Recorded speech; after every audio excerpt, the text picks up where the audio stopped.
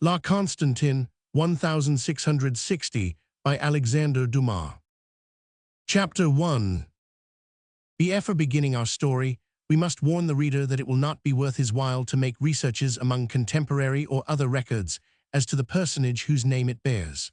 For in truth, neither Marie Leroux, widow of Jacques Constantin, nor her accomplice Claude Perregaux was of sufficient importance to find a place on any list of great criminals, although it is certain that they were guilty of the crimes with which they were charged. It may seem strange that what follows is more a history of the retribution which overtook the criminals than a circumstantial description of the deeds for which they were punished. But the crimes were so revolting and so unsuitable for discussion that it was impossible for us to enter into any details on the subject, so that what we offer in these pages is, we confess quite openly, not a full, true, and particular account of a certain series of events leading up to a certain result. It is not even a picture wherein that result is depicted with artistic completeness. It is only an imperfect narrative, imperfectly rounded off. We feel sure, however, that the healthy-minded reader will be grateful for our reticence and total disregard of proportion. In spite of the disadvantage which such a theme imposes on any writer with a deep sense of responsibility, we have resolved to let in some light on these obscure figures, for we can imagine no more effective way of throwing into high relief the low morals and deep corruption into which all classes of society had sunk at the termination of the factious dissensions of the Fronde, which formed such a fitting prelude to the license of the reign of the Grand Roi. After this explanation, we shall, without further preamble, introduce the reader to a little tavern in Paris, situated in the Rue Saint-André-des-Arts, on an evening in November 1658.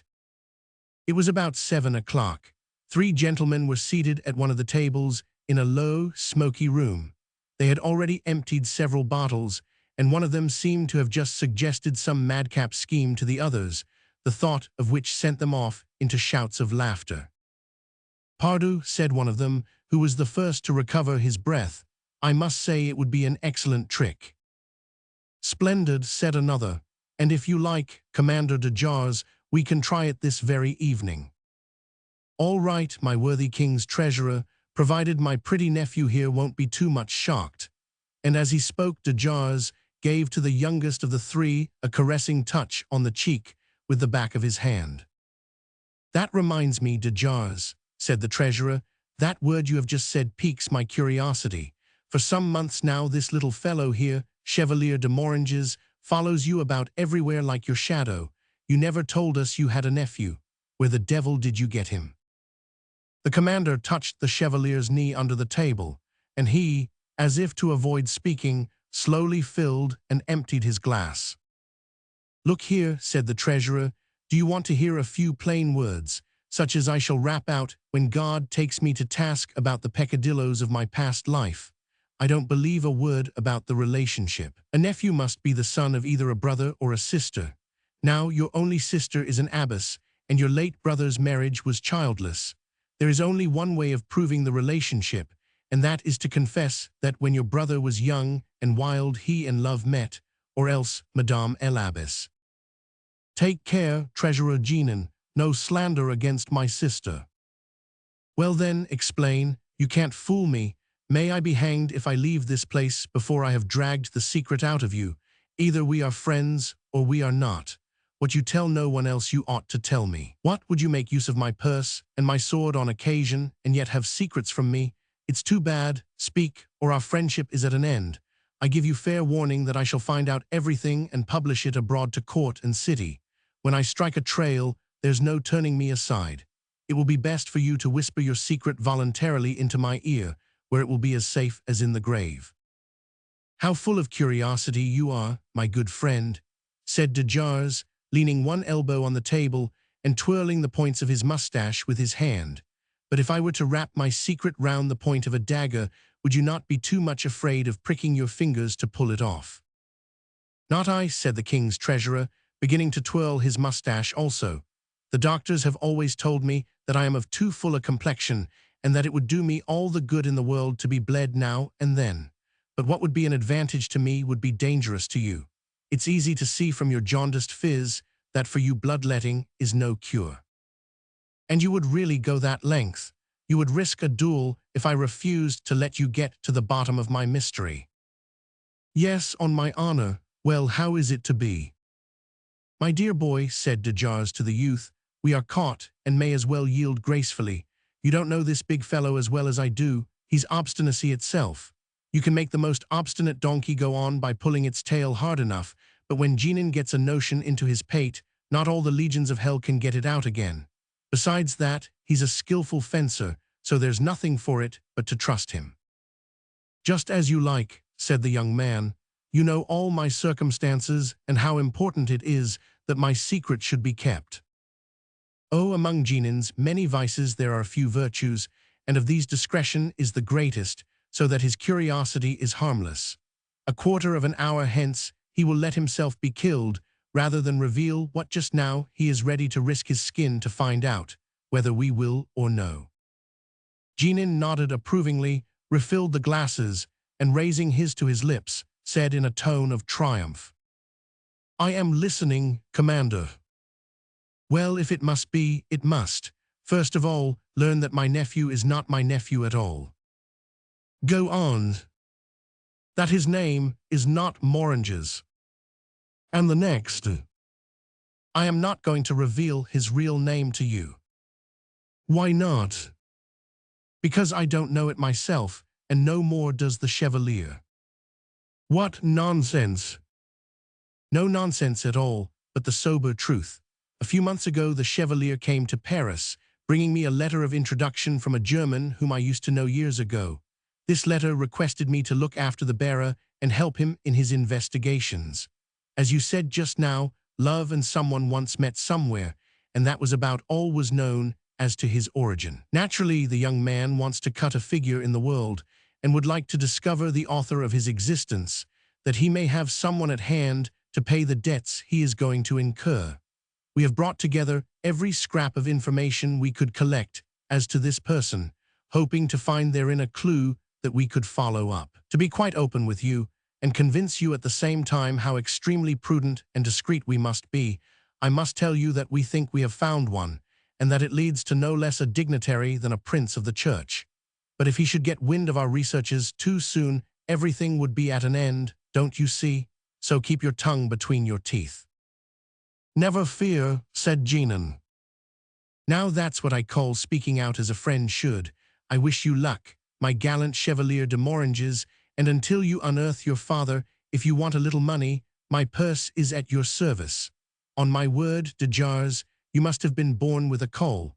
There never was your equal for wonderful adventures. This one promises well spicy intrigues, scandalous revelations, and you'll be in the thick of it all. You're a lucky fellow. It's only a few months since you had the most splendid piece of good fortune sent you straight from heaven. A fair lady falls in love with you and makes you carry her off from the convent of La Raquette. But why do you never let anyone catch a glimpse of her? Are you jealous? Or is it that she is no such beauty after all, but old and wrinkled, like that knave of a Mazarin? I know what I'm about, answered de Jars, smiling. I have my very good reasons. The elopement caused a great deal of indignation, and it's not easy to get fanatics to listen to common sense. No, I am not in the least jealous. She is madly in love with me. Ask my nephew. Does he know her? We have no secrets from each other.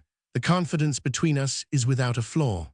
The fair one, believe me, is good to look on, and is worth all the ogling, fan-flirting baggages put together that one sees at court or on the balconies of the Palais Roy. Ah, I'll answer for that. Isn't she, Moranges? I'm quite of your opinion, said the youth, exchanging with de Jars a singularly significant look. And you had better treat her well, uncle, or I shall play you some trick. Ah, cried Genin, you poor fellow, I very much fear that you are warming a little serpent in your bosom. Have an eye to this dandy with the beardless chin. But joking apart, my boy, are you really on good terms with the fair lady? Certainly I am. And you are not uneasy, Commander? Not the least little bit. He is quite right. I answer for her as for myself, you know. As long as he loves her, she will love him. As long as he is faithful, she will be faithful. Do you imagine that a woman who insists on her lover carrying her off can so easily turn away from the man of her choice. I know her well. I have had long talks with her, she and I alone. She is feather-brained, given to pleasure, entirely without prejudices and those stupid scruples which spoil the lives of other women, but a good sort on the whole, devoted to my uncle with no deception about her, but at the same time extremely jealous, and has no notion of letting herself be sacrificed to a rival. If ever she finds herself deceived, goodbye to prudence and reserve, and then. A look and a touch of the commander's knee cut this panegyric short, to which the treasurer was listening with open-eyed astonishment. "What enthusiasm!" he exclaimed. "Well, and then?" "Why then," went on the young man with a laugh, "if my uncle behaves badly, I, his nephew, will try to make up for his wrongdoing. He can't blame me then, but until then he may be quite easy, as he well knows. Oh yes, and in proof of that, I am going to take Moranges with me tonight. He is young and inexperienced, and it will be a good lesson for him to see how a gallant, whose amorous intrigues did not begin yesterday, sets about getting even with a coquette. He can turn it to account later on." "On my word," said Jeannin, "my notion is that he is in no great need of a teacher. However, that's your business, not mine. Let us return to what we were talking about just now. Are we agreed? And shall we amuse ourselves by paying out the lady in her own coin?" "If you like. Which of us is to begin?" De Jars struck the table with the handle of his dagger. "More wine, gentlemen," said the drawer, running up. "No dice, and be quick about it." "3 casts each, and the highest wins," said Jeannin. "You begin." "I throw for myself and nephew." The dice rolled on the table. "Ace and 3. It's my turn now, 6 and 5. Pass it over, 5 and 2. We're equal, 4 and 2. Now let me, ace and blank. Double 6. You have won." "And I'm off at once," said Jeannin, rising and muffling himself in his mantle. "It's now 7:30. We shall see each other again at 8, so I won't say goodbye." "Good luck to you." Leaving the tavern and turning into the Rue Pavie, he took the direction of the river. Chapter 2. In 1658, at the corner of the streets Gitlecoeur and Le Hurepoix, the site of the latter being now occupied by the Quai des Augustins as far as Pont Saint-Michel, stood the great mansion which Francis I had bought and fitted up for the Duchesse d'Étampes. It was at this period, if not in ruins, at least beginning to show the ravages of time. Its rich interior decorations had lost their splendor and become antiquated. Fashion had taken up its abode in the Marais, near the Place Royale, and it was thither that profligate women and celebrated beauties now enticed the humming swarm of old rakes and young libertines. Not one of them all would have thought of residing in the mansion or even in the quarter wherein the king's mistress had once dwelt. It would have been a step downward in the social scale, and equivalent to a confession that their charms were falling in the public estimation. Still, the old palace was not empty. It had, on the contrary, several tenants. Like the provinces of Alexander's empire, its vast suites of rooms had been subdivided, and so neglected was it by the gay world that people of the commonest description strutted about with impunity where once the proudest nobles had been glad to gain admittance. There, in semi-isolation and despoiled of her greatness, lived Angelique Louise de Guerchy, formerly companion to Mademoiselle de Pons, and then maid of honor to Anne of Austria. Her love intrigues and the scandals they gave rise to had led to her dismissal from court. Not that she was a greater sinner than many who remained behind, only she was unlucky enough or stupid enough to be found out. Her admirers were so indiscreet that they had not left her a shred of reputation, and in a court where a cardinal is the lover of a queen, a hypocritical appearance of decorum is indispensable to success. So Angelique had to suffer for the faults she was not clever enough to hide. Unfortunately for her, her income went up and down with the number and wealth of her admirers, so when she left the court, all her possessions consisted of a few articles she had gathered together out of the wreck of her former luxury, and these she was now selling one by one to procure the necessaries of life, while she looked back from afar with an envious eye at the brilliant world from which she had been exiled and longed for better days. All hope was not at an end for her. By a strange law which does not speak well for human nature, vice finds success easier to attain than virtue. There is no courtesan, no matter how low she has fallen, who cannot find a dupe ready to defend against the world an honor of which no vestige remains. A man who doubts the virtue of the most virtuous woman, who shows himself inexorably severe when he discovers the lightest inclination to falter in one whose conduct has hitherto been above reproach, will stoop and pick up out of the gutter a blighted and tarnished reputation and protect and defend it against all slights, and devote his life to the attempt to restore luster to the unclean thing dulled by the touch of many fingers.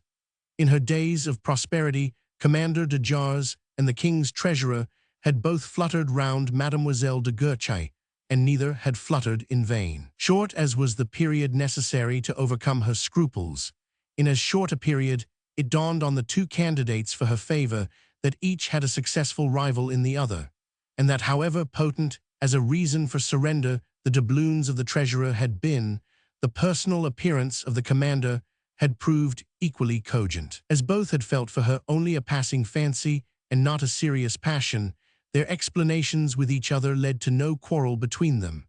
Silently and simultaneously they withdrew from her circle, without even letting her know they had found her out, but quite determined to revenge themselves on her should a chance ever offer. However, other affairs of a similar nature had intervened to prevent their carrying out this laudable intention.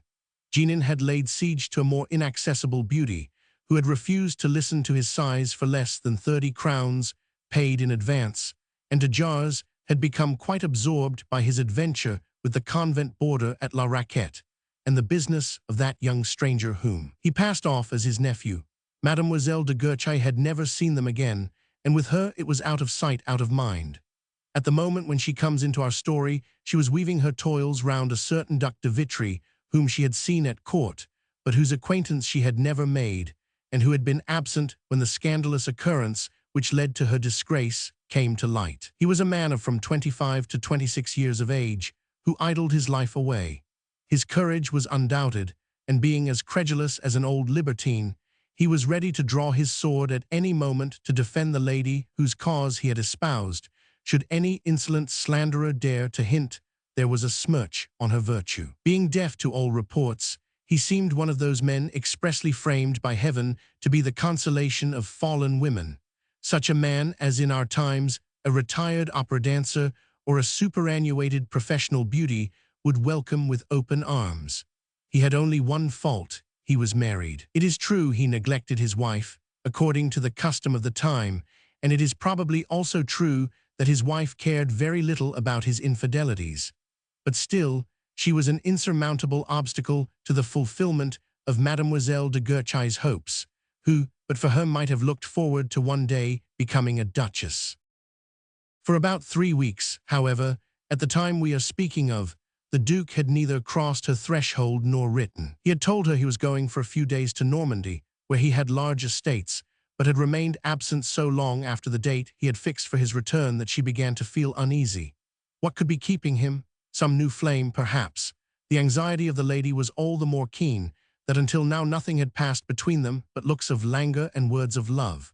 The Duke had laid himself and all he possessed at the feet of Angelique, and Angelique had refused his offer. A too prompt surrender would have justified the reports so wickedly spread against her, and made wise by experience, she was resolved not to compromise her future as she had compromised her past.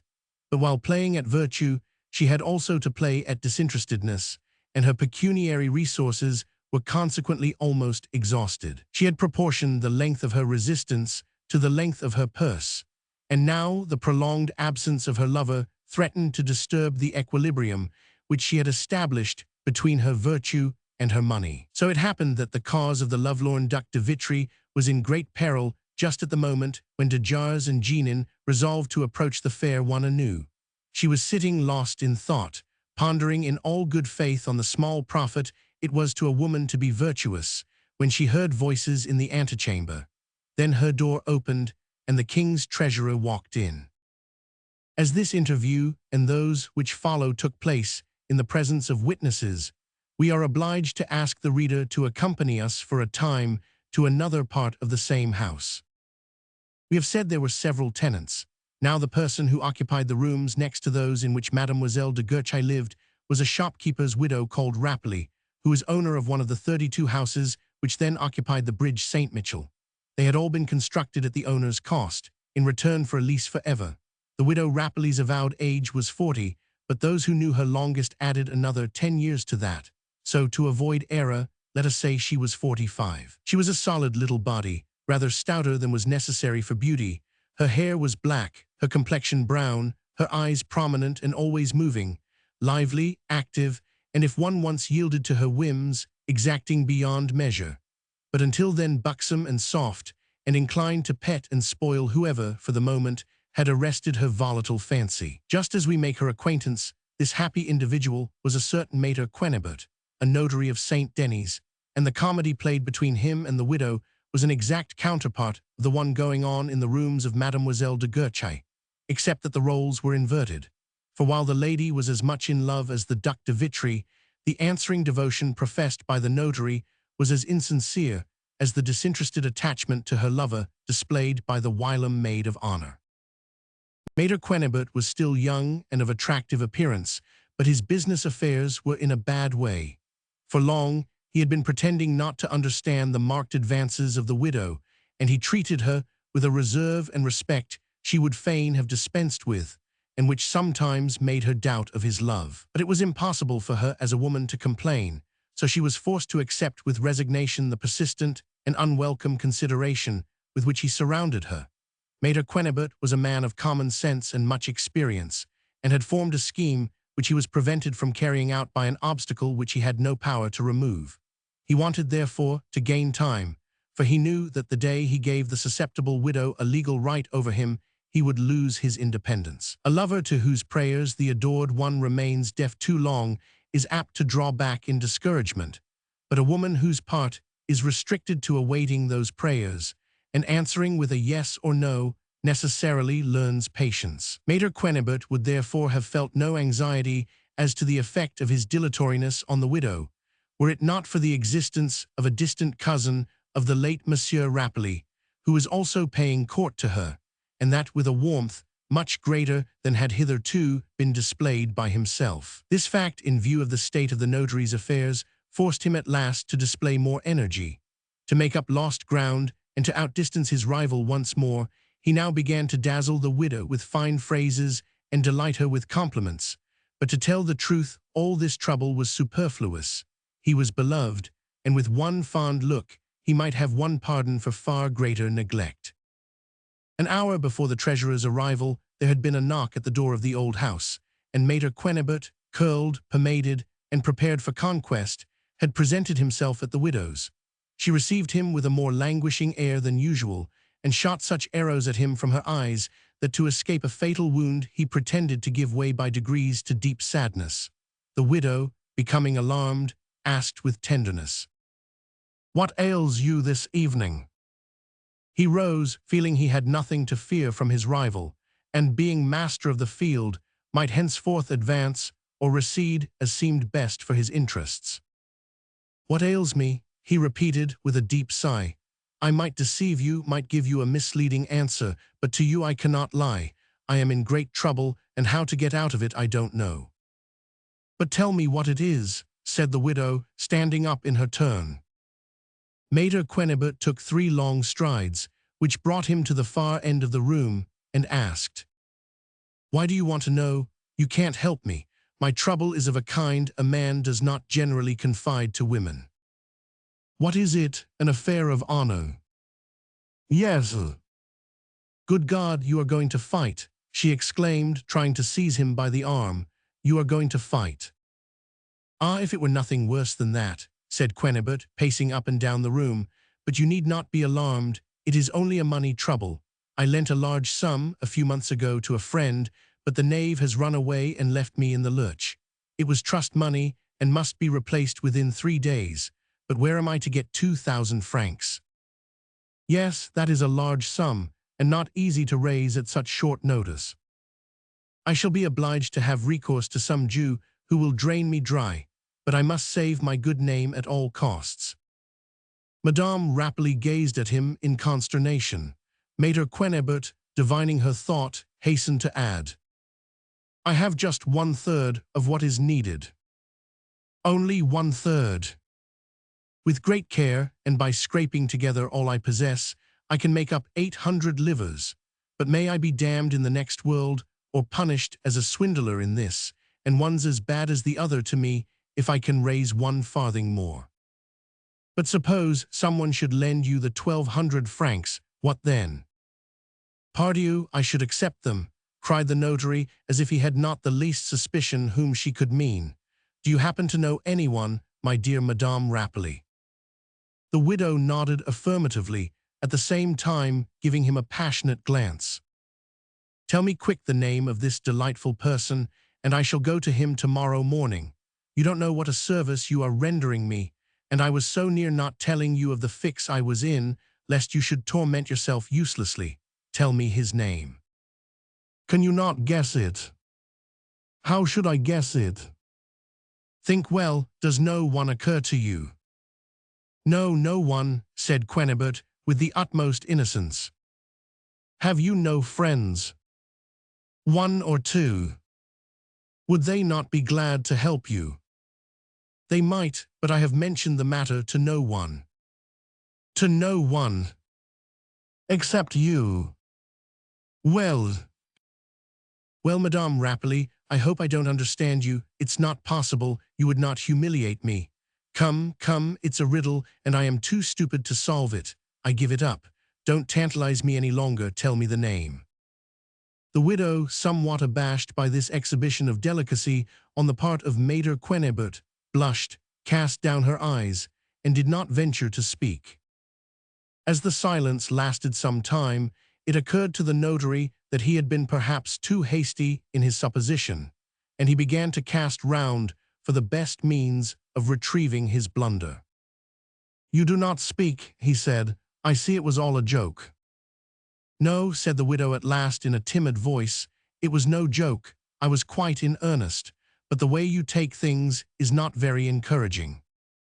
"What do you mean?" "Pray, do you imagine that I can go on while you glare at me with that angry frown puckering your forehead, as if you had someone before you who had tried to insult you?" A sweet smile chased the frown from the notary's brow. Encouraged by the suspension of hostilities, Madame Rapally with sudden boldness approached him, and pressing one of his hands in both her own, whispered, "It is I who am going to lend you the money." He repulsed her gently, but with an air of great dignity, and said, "Madame, I thank you, but I cannot accept." "Why can't you?" At this he began to walk round and round the room, while the widow, who stood in the middle, turned as upon a pivot, keeping him always in view. This circus-ring performance lasted some minutes before Quennebert stood still and said, "I cannot be angry with you, Madame Rapally. I know your offer was made out of the kindness of your heart, but I must repeat that it is impossible for me to accept it." "There you go again. I don't understand you at all. Why can't you accept? What harm would it do?"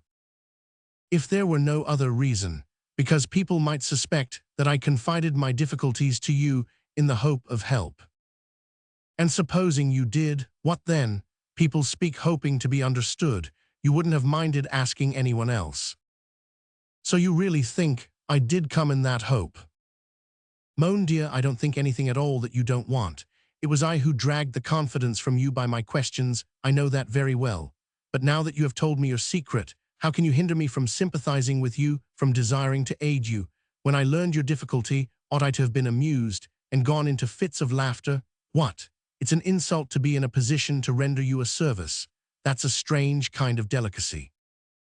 Are you astonished that I should feel so strongly about it?" "Nonsense. Do you still think I meant to offend you? I look on you as the most honorable man in the world.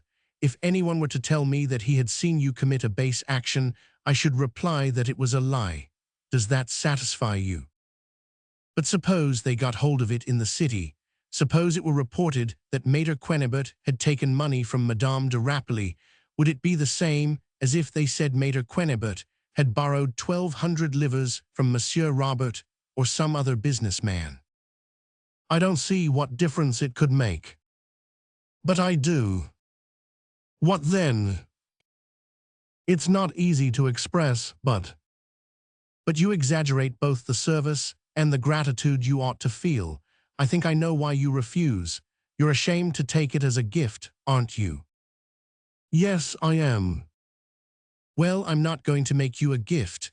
Borrow 1,200 livres from me. For how long do you want the money? I really don't know how soon I can repay you. Let's say a year and reckon the interest.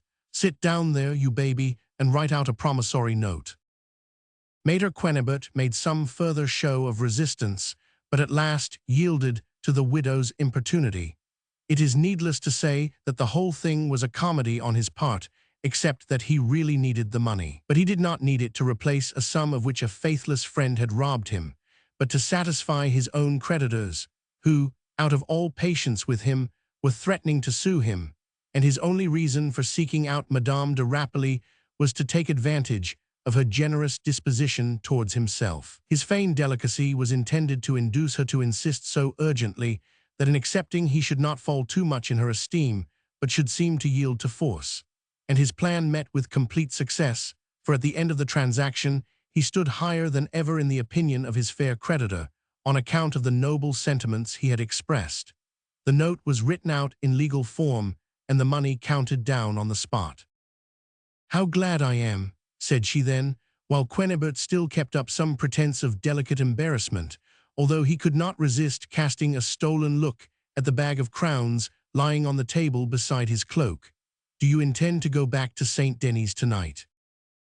Even had such been his intention, the notary would have taken very good care not to say so, for he foresaw the accusations of imprudence that would follow the enumeration of the dangers by the way, and it was quite on the cards even that, having thus aroused his fears, his fair hostess should in deference to them offer him hospitality for the night, and he did not feel inclined for an indefinitely prolonged tete-a-tete. "No," he said, "I am going to sleep at Maître Terrason's, Rue des Poitevins. I have sent him word to expect me, but although his house is only a few yards distant, I must leave you earlier than I could have wished, on account of this money." "Will you think of me?" "How can you ask?" replied Quennebert with a sentimental expression.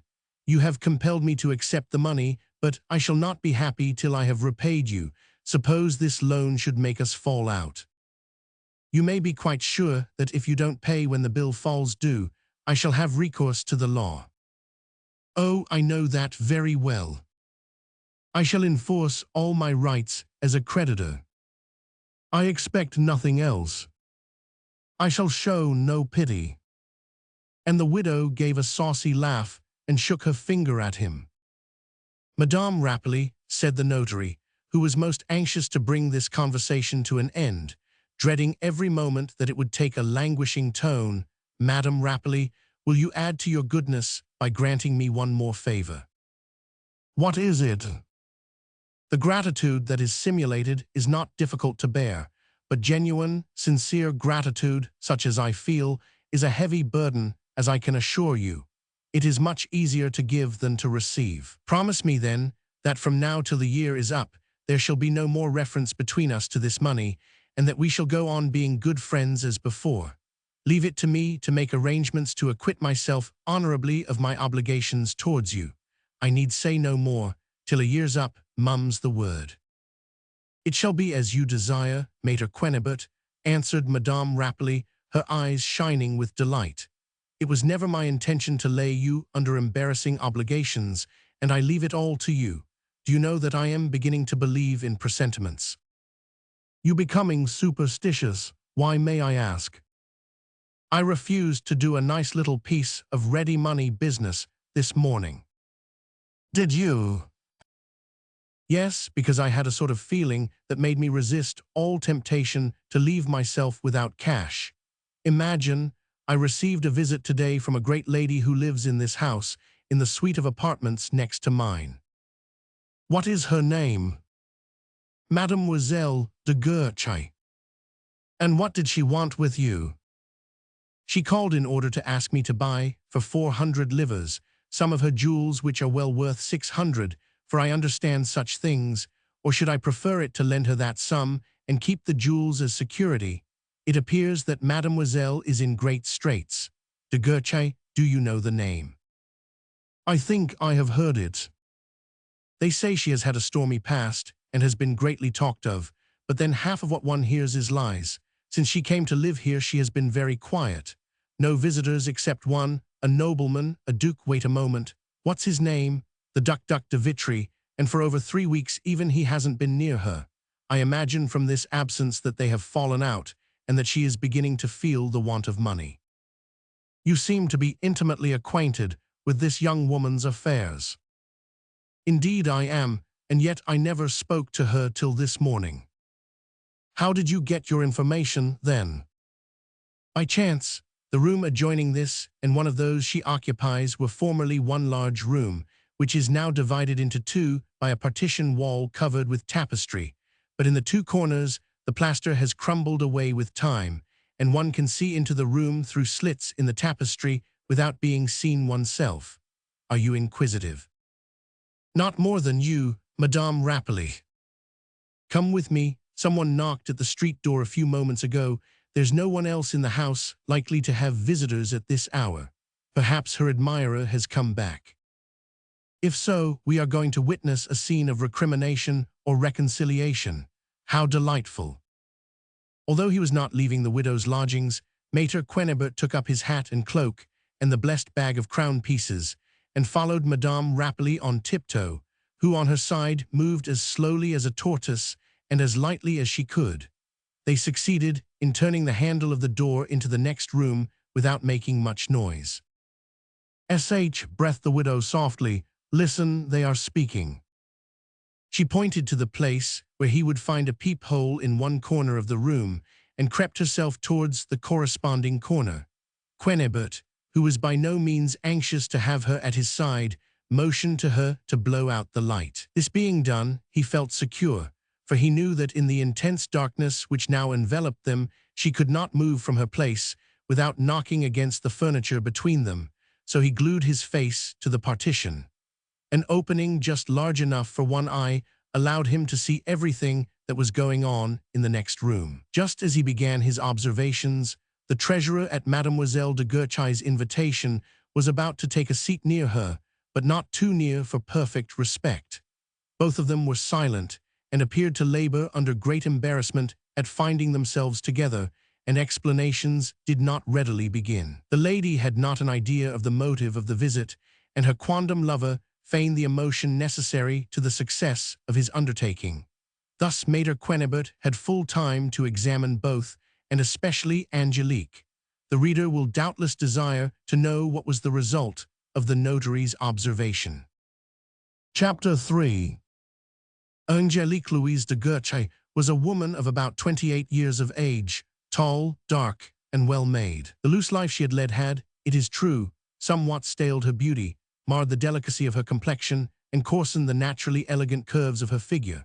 But it is such women who from time immemorial have had the strongest attraction for profligate men. It seems as if dissipation destroyed the power to perceive true beauty, and the man of pleasure must be aroused to admiration by a bold glance and a meaning smile, and will only seek satisfaction along the trail left by vice. Louise Angelique was admirably adapted for her way of life, not that her features wore an expression of shameless effrontery, or that the words that passed her lips bore habitual testimony to the disorders of her existence, but that under a calm and sedate demeanor there lurked a secret and indefinable charm. Many other women possessed more regular features, but none of them had a greater power of seduction. We must add that she owed that power entirely to her physical perfections, for except in regard to the devices necessary to her calling, she showed no cleverness, being ignorant, dull, and without inner resources of any kind. As her temperament led her to share the desires she excited, she was really incapable of resisting an attack conducted with skill and ardor, and if the Duc de Vitry had not been so madly in love, which is the same as saying that he was hopelessly blind, silly, and dense to everything around him, he might have found a score of opportunities to overcome her resistance. We have already seen that she was so straitened in money matters that she had been driven to try to sell her jewels that very morning. Jeannin was the first to break silence. "You are astonished at my visit, I know, my charming Angelique, but you must excuse my thus appearing so unexpectedly before you. The truth is, I found it impossible to leave Paris without seeing you once more." "Thank you for your kind remembrance," said she, "but I did not at all expect it." "Come, come, you are offended with me."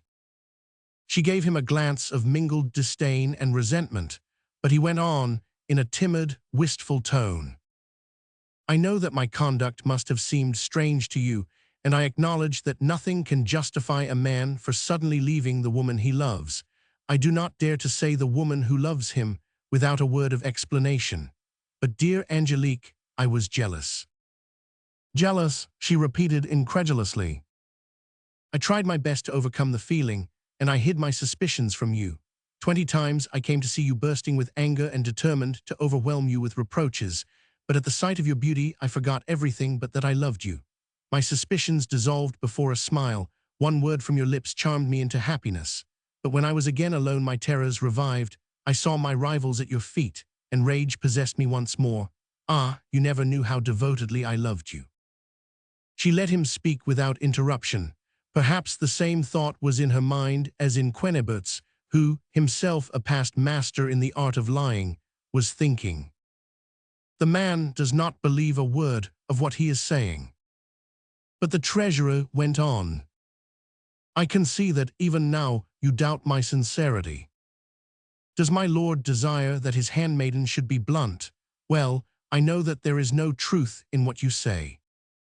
Oh, I can see that you imagine that among the distractions of the world I have kept no memory of you, and have found consolation in the love of less obdurate fair ones. I have not broken in on your retirement. I have not shadowed your steps. I have not kept watch on your actions. I have not surrounded you with spies who would perhaps have brought me the assurance. If she quitted the world which outraged her, she was not driven forth by an impulse of wounded pride or noble indignation. She did not even seek to punish those who misunderstood her by her absence. She buried herself where she was unknown, that she might indulge in stolen loves. Such were the thoughts that came to me, and yet I respected your hiding place, and today I am ready to believe you true if you will merely say, 'I love no one else.'" Jeannin, who was as fat as a stage financier, paused here to gasp. For the utterance of this string of banalities, this rigmarole of commonplaces, had left him breathless. He was very much dissatisfied with his performance, and ready to curse his barren imagination. He longed to hit upon swelling phrases and natural and touching gestures, but in vain. He could only look at Mademoiselle de Guerchy with a miserable, heartbroken air. She remained quietly seated, with the same expression of incredulity on her features. So there was nothing for it but to go on once more. "But this one assurance that I ask you will not give. So what I have been told is true, you have given your love to him." She could not check a startled movement. "You see, it is only when I speak of him that I can overcome in you the insensibility which is killing me. My suspicions were true after all. You deceived me for his sake. Oh, the instinctive feeling of jealousy was right which forced me to quarrel with that man, to reject the perfidious friendship which he tried to force upon me. He has returned to town, and we shall meet. But why do I say returned? Perhaps he only pretended to go away, and safe in this retreat has flouted with impunity my despair and braved my vengeance." Up to this the lady had played a waiting game, but now she grew quite confused, trying to discover the thread of the treasurer's thoughts. To whom did he refer? The Duc de Vitry? That had been her first impression. But the Duke had only been acquainted with her for a few months, since she had left court. He could not therefore have excited the jealousy of her whilom lover. And if it were not he, to whom did the words about rejecting perfidious friendship and return to town, and so on, apply? Jeannin divined her embarrassment, and was not a little proud of the tactics which would, he was almost sure, force her to expose herself. For there are certain women who can be thrown into cruel perplexity by speaking to them of their love passages without affixing a proper name label to each. They are placed as it were on the edge of an abyss, and forced to feel their way in darkness. To say you have loved almost obliges them to ask whom. Nevertheless, this was not the word uttered by Mademoiselle de Guerchy while she ran through in her head a list of possibilities. Her answer was, "Your language astonishes me. I don't understand what you mean." The ice was broken, and the treasurer made a plunge. Seizing one of Angelique's hands, he asked, "Have you never seen Commander de Jars since then?" "Commander de Jars," exclaimed Angelique. "Can you swear to me, Angelique, that you love him not?" "Mon Dieu, what put it into your head that I ever cared for him? It's over 4 months since I saw him last, and I hadn't an idea whether he was alive or dead. So he has been out of town. That's the first I heard of it." "My fortune is yours, Angelique. Oh, assure me once again that you do not love him, that you never loved him," he pleaded in a faltering voice, fixing a look of painful anxiety upon her. He had no intention of putting her out of countenance by the course he took. He knew quite well that a woman like Angelique is never more at her ease than when she has a chance of telling an untruth of this nature. Besides, he had prefaced this appeal by the magic words, "My fortune is yours," and the hope thus aroused was well worth a perjury. So she answered boldly and in a steady voice, while she looked straight into his eyes. "Never." "I believe you," exclaimed Jeannin, going down on his knees and covering with his kisses the hand he still held. "I can taste happiness again. Listen, Angelique, I am leaving Paris. My mother is dead, and I am going back to Spain. Will you follow me thither?" "I follow you." "I hesitated long before finding you out, so much did I fear a repulse. I set out tomorrow, quit Paris, leave the world which has slandered you, and come with me. In a fortnight we shall be man and wife." "You are not in earnest." "May I expire at your feet if I am not? Do you want me to sign the oath with my blood?" "Rise," she said in a broken voice. "Have I at last found a man to love me and compensate me for all the abuse that has been showered on my head? 1,000 times I thank you, not for what you are doing for me, but for the balm you pour on my wounded spirit. Even if you were to say to me now, 'After all, I am obliged to give you up,' the pleasure of knowing you esteem me would make up for all the rest. It would be another happy memory to treasure along with my memory of our love, which was ineffaceable, although you so ungratefully suspected me of having deceived you." The treasurer appeared fairly intoxicated with joy. He indulged in 1,000 ridiculous extravagances and exaggerations, and declared himself the happiest of men. Mademoiselle de Guerchy, who was desirous of being prepared for every peril, asked him in a coaxing tone, "Who can have put it into your head to be jealous of the commander? Has he been base enough to boast that I ever gave him my love?" "No, he never said anything about you, but some way I was afraid." She renewed her assurances. The conversation continued some time in a sentimental tone. 1,000 oaths, 1,000 protestations of love were exchanged. Jeannin feared that the suddenness of their journey would inconvenience his mistress, and offered to put it off for some days. But to this she would not consent, and it was arranged that the next day at noon a carriage should call at the house and take Angelique out of town to an appointed place at which the treasurer was to join her. Maître Quennebert, eye and ear on the alert, had not lost a word of this conversation, and the last proposition of the treasurer changed his ideas. "Pardieu," he said to himself, "it looks as if this good man were really going to let himself be taken in and done for. It is singular how very clear-sighted we can be about things that don't touch us. This poor fly is going to let himself be caught by a very clever spider, or I'm much mistaken. Very likely my widow is quite of my opinion, and yet in what concerns herself she will remain stone-blind. Well, such is life. We have only 2 parts to choose between. We must be either knave or fool. What's Madame Rapally doing, I wonder?" At this moment he heard a stifled whisper from the opposite corner of the room, but protected by the distance and the darkness, he let the widow murmur on, and applied his eye once more to his peephole. What he saw confirmed his opinion. The damsel was springing up and down, laughing, gesticulating, and congratulating herself on her unexpected good fortune. "Just imagine, he loves me like that," she was saying to herself. "Poor Jeannin, when I remember how I used to hesitate, how fortunate that Commander de Jars, one of the most vain and indiscreet of men, never babbled about me. Yes, we must leave town tomorrow without fail. I must not give him time to be enlightened by a chance word. But the Duc de Vitry, I am really sorry for him. However, why did he go away and send no word? And then, he's a married man. Ah, if I could only get back again to court some day. Who would ever have expected such a thing? Good God, I must keep talking to myself to be sure I'm not dreaming. Yes, he was there just now at my feet saying to me, Angelique, you are going to become my wife. One thing is sure, he may safely entrust his honor to my care. It would be infamous to betray a man who loves me as he does, who will give me his name. Never, no, never will I give him cause to reproach me. I would rather. A loud and confused noise on the stairs interrupted this soliloquy. At one moment bursts of laughter were heard, and the next angry voices. Then a loud exclamation, followed by a short silence. Being alarmed at this disturbance in a house which was usually so quiet, Mademoiselle de Guerchy approached the door of her room, intending either to call for protection or to lock herself in, when suddenly it was violently pushed open. She recoiled with fright, exclaiming, "Commander de Jars!" "On my word," said Quennebert behind the arras, "'tis as amusing as a play. Is the commander also going to offer to make an honest woman of her? But what do I see?" He had just caught sight of the young man on whom de Jars had bestowed the title and name of Chevalier de Moranges, and whose acquaintance the reader has already made at the tavern in the Rue Saint-André-des-Arts. His appearance had as great an effect on the notary as a thunderbolt.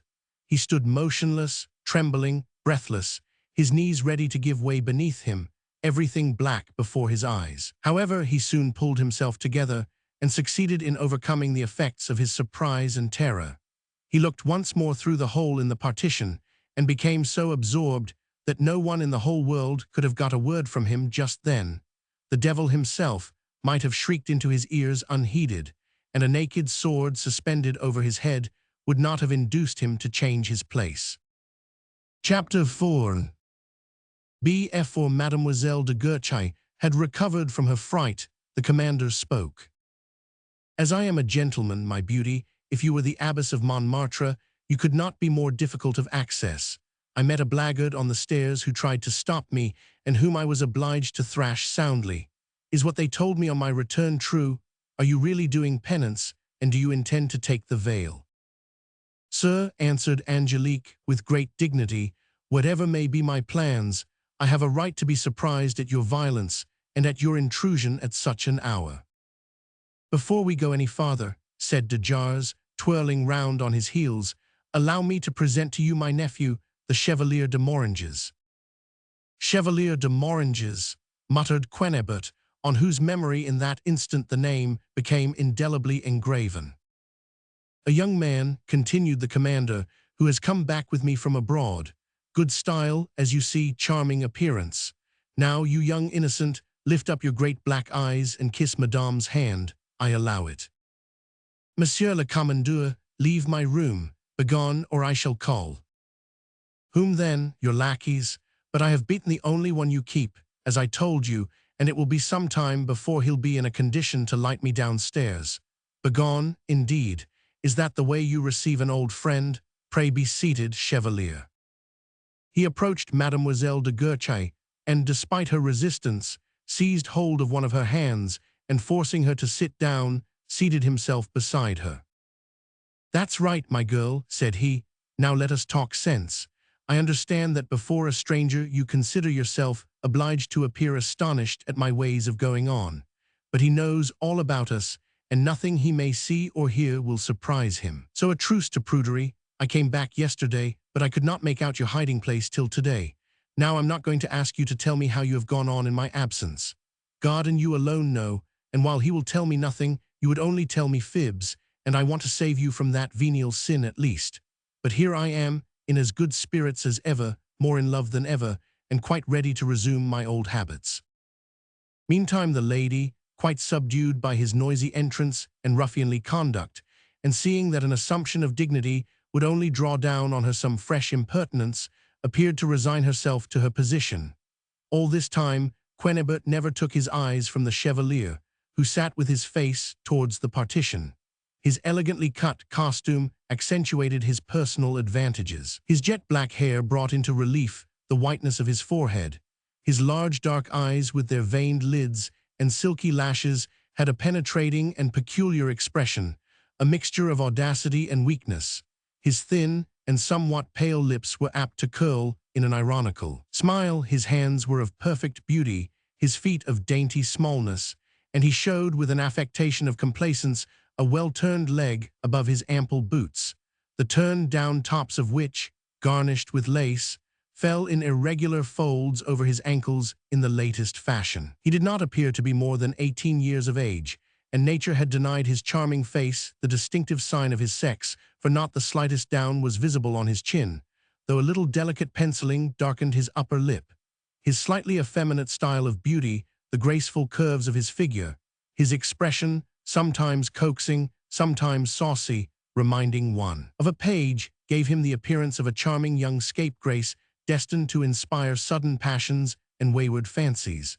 While his pretended uncle was making himself at home most unceremoniously, Quennebert remarked that the Chevalier at once began to lay siege to his fair hostess, bestowing tender and love-laden glances on her behind that uncle's back. This redoubled his curiosity. "My dear girl," said the commander, "since I saw you last I have come into a fortune of 100,000 livres, neither more nor less. One of my dear aunts took it into her head to depart this life, and her temper being crotchety and spiteful, she made me her sole heir, in order to enrage those of her relatives who had nursed her in her illness. 100,000 livres, it's a round sum, enough to cut a great figure with for 2 years. If you like, we shall squander it together, capital and interest. Why do you not speak? Has anyone else robbed me by any chance of your heart? If that were so, I should be in despair, upon my word, for the sake of the fortunate individual who had won your favor, for I will brook no rivals, I give you fair warning." "Monsieur le Commandeur," answered Angelique, "you forget, in speaking to me in that manner, I have never given you any right to control my actions. Have we severed our connection?" At this singular question Angelique started, but de Jars continued. "When last we parted we were on the best of terms, were we not? I know that some months have elapsed since then, but I have explained to you the reason of my absence. Before filling up the blank left by the departed, we must give ourselves space to mourn. Well, was I right in my guess? Have you given me a successor?" Mademoiselle de Guerchy had hitherto succeeded in controlling her indignation, and had tried to force herself to drink the bitter cup of humiliation to the dregs. But now she could bear it no longer. Having thrown a look expressive of her suffering at the young Chevalier, who continued to ogle her with great pertinacity, she decided on bursting into tears, and in a voice broken by sobs, she exclaimed that she was miserable at being treated in this manner, that she did not deserve it, and that Heaven was punishing her for her error in yielding to the entreaties of the commander. One would have sworn she was sincere, and that the words came from her heart. If Maître Quennebert had not witnessed the scene with Jeannin, if he had not known how frail was the virtue of the weeping damsel, he might have been affected by her touching plaint. The Chevalier appeared to be deeply moved by Angelique's grief, and while his uncle was striding up and down the room and swearing like a trooper, he gradually approached her and expressed by signs the compassion he felt. Meantime the notary was in a strange state of mind. He had not yet made up his mind whether the whole thing was a joke arranged between de Jars and Jeannin or not. But of one thing he was quite convinced: the sympathy which Chevalier de Moranges was expressing by passionate sighs and glances was the merest hypocrisy. Had he been alone, nothing would have prevented his dashing head foremost into this imbroglio, in scorn of consequence, convinced that his appearance would be as terrible in its effect as the head of Medusa. But the presence of the widow restrained him. Why ruin his future and dry up the golden spring which had just begun to gush before his eyes, for the sake of taking part in a melodrama? Prudence and self-interest kept him in the side scenes. The tears of the fair one and the glances of the Chevalier awoke no repentance in the breast of the commander. On the contrary, he began to vent his anger in terms still more energetic. He strode up and down the oaken floor till it shook under his spurred heels. He stuck his plumed hat on the side of his head and displayed the manners of a bully in a Spanish comedy. Suddenly he seemed to have come to a swift resolution. The expression of his face changed from rage to icy coldness, and walking up to Angelique, he said, with a composure more terrible than the wildest fury. "My rival's name. You shall never learn it from me. Madame, his name. Never, I have borne your insults too long. I am not responsible to you for my actions. Well, I shall learn it in spite of you, and I know to whom to apply. Do you think you can play fast and loose with me and my love? No, no, I used to believe in you. I turned a deaf ear to your traducers. My mad passion for you became known. I was the jest and the butt of the town. But you have opened my eyes, and at last I see clearly on whom my vengeance ought to fall. He was formerly my friend, and I would believe nothing against him. Although I was often warned, I took no notice. But now I will seek him out and say to him, 'You have stolen what was mine. You are a scoundrel. It must be your life or mine. And if there is justice in heaven, I shall kill him.' Well, madame, you don't ask me the name of this man. You well know whom I mean." This threat brought home to Mademoiselle de Guerchy how imminent was her danger. At first, she had thought the commander's visit might be a snare laid to test her, but the coarseness of his expressions, the cynicism of his overtures in the presence of a third person, had convinced her she was wrong. No man could have imagined that the revolting method of seduction employed could meet with success, and if the commander had desired to convict her of perfidy, he would have come alone and made use of more persuasive weapons. No, he believed he still had claims on her, but even if he had, by his manner of enforcing them, he had rendered them void. However, the moment he threatened to seek out a rival whose identity he designated quite clearly and revealed to him the secret it was so necessary to her interests to keep hidden, the poor girl lost her head. She looked at de Jars with a frightened expression and said in a trembling voice, "I don't know whom you mean." "You don't know? Well, I shall commission the king's treasurer, Jeanin de Castille, to come here tomorrow and tell you, an hour before our duel." "Oh, no, no, promise me you will not do that," cried she, clasping her hands. "Adieu, madame. Do not leave me thus. I cannot let you go till you give me your promise." She threw herself on her knees and clung with both her hands to de Jars' cloak, and appealing to Chevalier de Moranges, said, "You are young, monsieur. I have never done you any harm. Protect me, have pity on me, help me to soften him." "Uncle," said the Chevalier in a pleading tone, "be generous, and don't drive this woman to despair." "Prayers are useless," answered the commander. "What do you want me to do?" said Angelique. "Shall I go into a convent to atone? I am ready to go. Shall I promise never to see him again? For God's sake, give me a little time. Put off your vengeance for one single day. Tomorrow evening, I swear to you, you will have nothing more to fear from me. I thought myself forgotten by you and abandoned, and how should I think otherwise? You left me without a word of farewell. You stayed away and never sent me a line. And how do you know that I did not weep when you deserted me, leaving me to pass my days in monotonous solitude?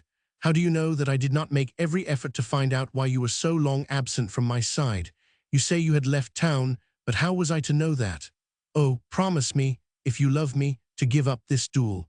Promise me not to seek that man out tomorrow." The poor creature hoped to work wonders with her eloquence, her tears, her pleading glances. On hearing her prayer for a reprieve of 24 hours, swearing that after that she would never see Jeanin again, the commander and the Chevalier were obliged to bite their lips to keep from laughing outright. But the former soon regained his self-possession, and while Angelique, still on her knees before him, pressed his hands to her bosom, he forced her to raise her head, and looking straight into her eyes, said, "Tomorrow, madame, if not this evening, he shall know everything, and a meeting shall take place." Then pushing her away, he strode towards the door. "Oh, how unhappy I am!" exclaimed Angelique. She tried to rise and rush after him, but whether she was really overcome by her feelings, or whether she felt the one chance of prevailing left her was to faint, she uttered a heartrending cry, and the Chevalier had no choice but to support her sinking form. De Jars, on seeing his nephew staggering under this burden, gave a loud laugh and hurried away. 2 minutes later, he was once more at the tavern in the Rue Saint-André-des-Arts. "How's this, alone?" said Jeanin. "Alone? What have you done with the Chevalier?"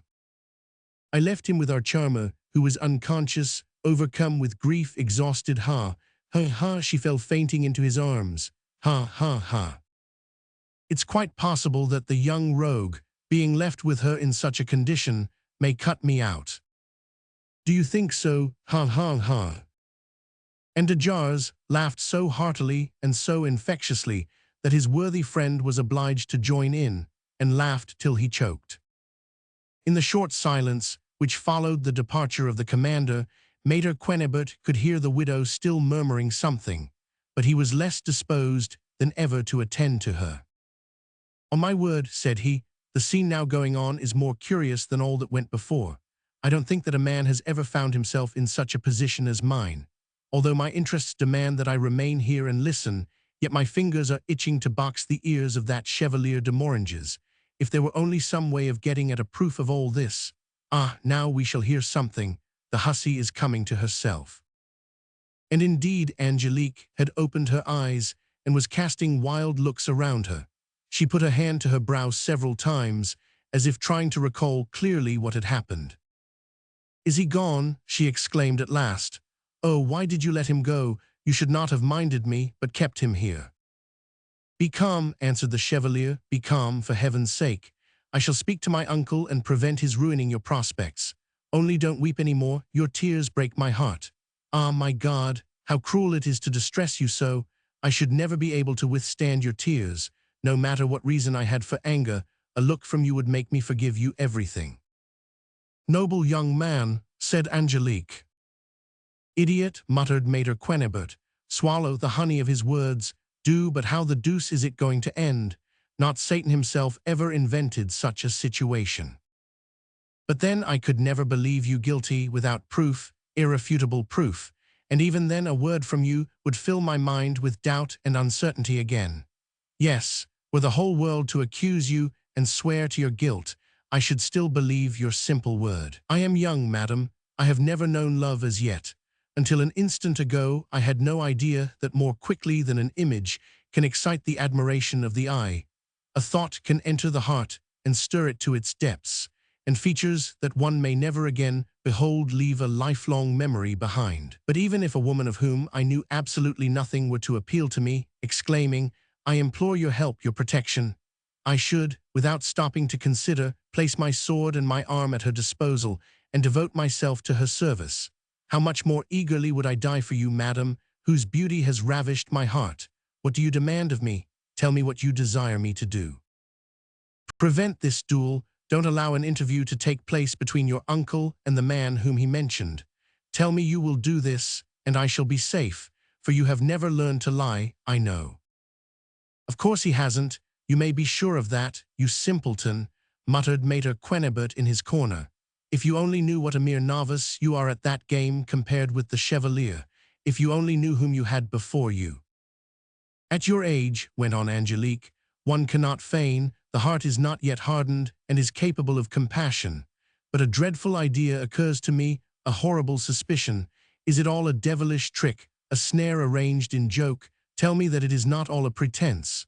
A poor woman encounters so much perfidy. Men amuse themselves by troubling her heart and confusing her mind. They excite her vanity, they compass her round with homage, with flattery, with temptation, and when they grow tired of fooling her, they despise and insult her. Tell me, was this all a preconcerted plan? This love, this jealousy, were they only acted?" "Oh, madame," broke in the Chevalier, with an expression of the deepest indignation, "how can you for an instant imagine that a human heart could be so perverted? I am not acquainted with the man whom the commander accused you of loving, but whoever he may be, I feel sure that he is worthy of your love, and that he would never have consented to such a dastardly joke. Neither would my uncle. His jealousy mastered him and drove him mad. But I am not dependent on him. I am my own master and can do as I please. I will hinder this duel. I will not allow the illusion and ignorance of him who loves you, and alas that I must say it, whom you love, to be dispelled, for it is in them he finds his happiness. Be happy with him.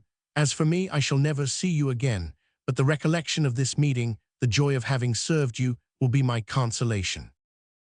Angelique raised her beautiful eyes and gave the Chevalier a long look, which expressed her gratitude more eloquently than words. "May I be hanged," thought Maître Quennebert, if the baggage isn't making eyes at him already, but one who is drowning clutches at a straw. "Enough, madam," said the Chevalier. "I understand all you would say. You thank me in his name and ask me to leave you. I obey. Yes, madame, I am going. At the risk of my life, I will prevent this meeting. I will stifle this fatal revelation. But grant me one last prayer. Permit me to look forward to seeing you once more before I leave this city, to which I wish I had never come. But I shall quit it in a day or two, tomorrow perhaps, as soon as I know that your happiness is assured. Oh, do not refuse my last request. Let the light of your eyes shine on me for the last time. After that, I shall depart. I shall fly far away forever. But if perchance, in spite of every effort, I fail, if the commander's jealousy should make him impervious to my entreaties, to my tears, if he whom you love should come and overwhelm you with reproaches and then abandon you, would you drive me from your presence if I should then say, 'I love you'? Answer me, I beseech you." "Go," said she, "and prove worthy of my gratitude or my love." Seizing one of her hands, the Chevalier covered it with passionate kisses. "Such barefaced impudence surpasses everything I could have imagined," murmured Quennebert. "Fortunately, the play is over for tonight. If it had gone on any longer, I should have done something foolish. The lady hardly imagines what the end of the comedy will be." Neither did Quennebert. It was an evening of adventures. It was written that in the space of 2 hours Angelique was to run the gamut of all the emotions, experience all the vicissitudes to which a life such as she led is exposed. Hope, fear, happiness, mortification, falsehood, love that was no love, intrigue within intrigue, and to crown all, a totally unexpected conclusion. Chapter 5. He Chevalier was still holding Angelique's hand when a step resounded outside, and a voice was heard. "Can it be that he has come back?" exclaimed the damsel, hastily freeing herself from the passionate embrace of the Chevalier. "It's not possible, mon Dieu, it's his voice." She grew pale to the lips, and stood staring at the door with outstretched arms, unable to advance or recede. The Chevalier listened, but felt sure the approaching voice belonged neither to the commander nor to the treasurer. "His voice," thought Quennebert to himself, "can this be yet another aspirant to her favor?" The sound came nearer. "Hide yourself," said Angelique, pointing to a door opposite to the partition behind which the widow and the notary were ensconced. "Hide yourself there. There's a secret staircase. You can get out that way." "I hide myself," exclaimed Moranges with a swaggering air. "What are you thinking of? I remain." It would have been better for him to have followed her advice, as may very well have occurred to the youth 2 minutes later, as a tall, muscular young man entered in a state of intense excitement. Angelique rushed to meet him, crying, "Ah, Monsieur le Duc, is it you?" "What is this I hear, Angelique?" said the Duc de Vitry. "I was told below that 3 men had visited you this evening, but only 2 have gone out. Where is the third? Ha, I do not need long to find him," he added, as he caught sight of the Chevalier, who stood his ground bravely enough. "In heaven's name," cried Angelique, "in heaven's name, listen to me." "No, not a word. Just now I am not questioning you. Who are you, sir?" The Chevalier's teasing and bantering disposition made him even at that critical moment insensible to fear, so he retorted insolently, "Whoever I please to be, sir, and on my word, I find the tone in which you put your question delightfully amusing." The Duke sprang forward in a rage, laying his hand on his sword. Angelique tried in vain to restrain him. "You want to screen him from my vengeance, you false one," said he, retreating a few steps so as to guard the door. "Defend your life, sir." "Do you defend yours?" Both drew at the same moment.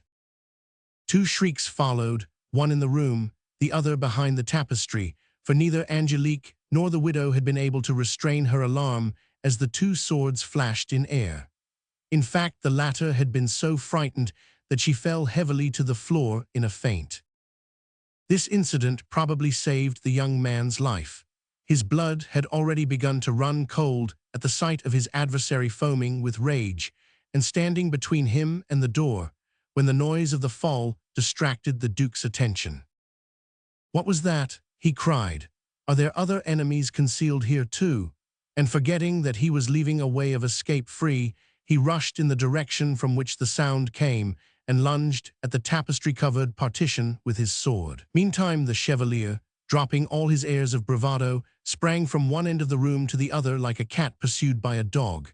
But rapid as were his movements, the Duke perceived his flight and dashed after him at the risk of breaking both his own neck and the Chevalier's by a chase through unfamiliar rooms and down stairs which were plunged in darkness. All this took place in a few seconds, like a flash of lightning.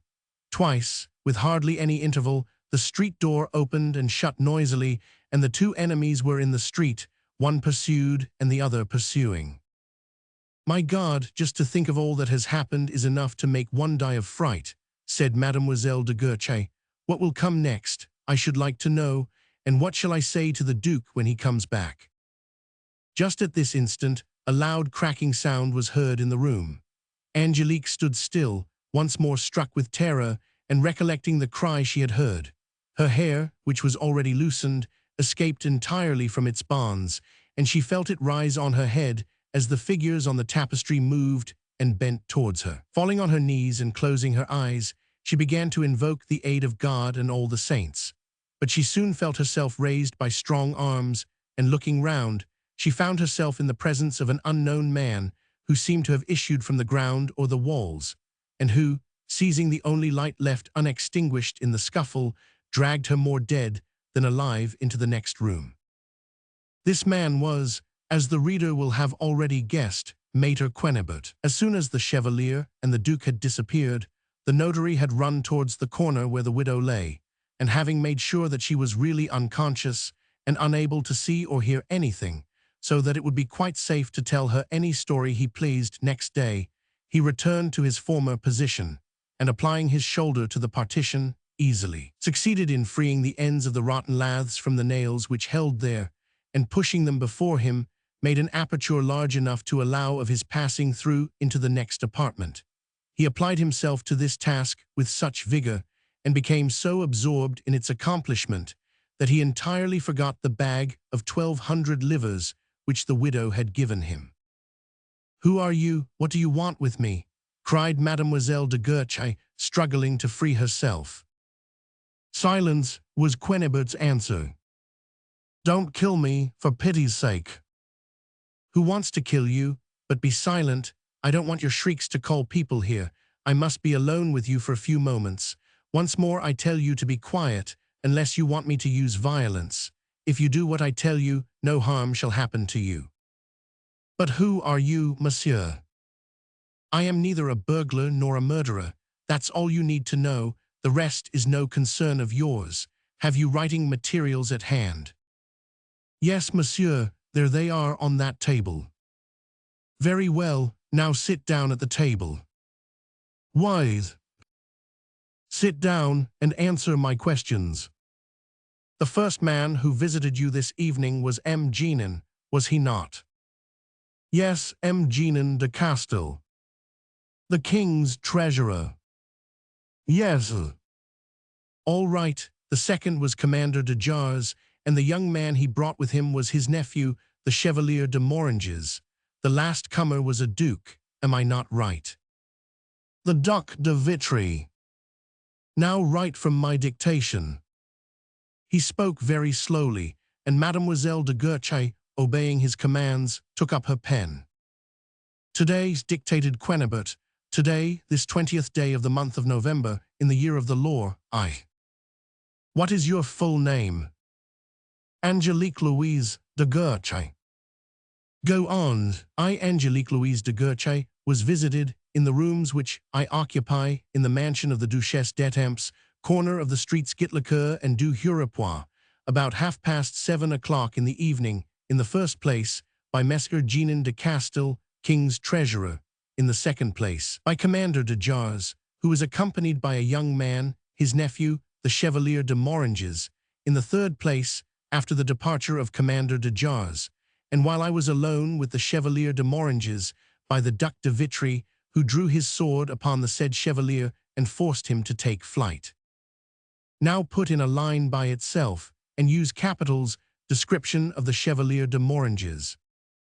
But I only saw him for an instant, said Angelique, and I can't recall. Write and don't talk. I can recall everything, and that is all that is wanted. Height about 5 feet. The Chevalier, said Quennebert, interrupting himself, is 4 feet 11 inches 3 lines and a half, but I don't need absolute exactness. Angelique gazed at him in utter stupefaction. Do you know him then? She asked. I saw him this evening for the first time, but my eye is very accurate. Height about 5 feet, hair black, eyes ditto, nose aquiline, mouth large, lips compressed, forehead high, face oval, complexion pale, no beard. Now another line, and in capitals, special marks. A small mole on the neck, behind the right ear, a smaller mole on the left hand. Have you written that? Now sign it with your full name.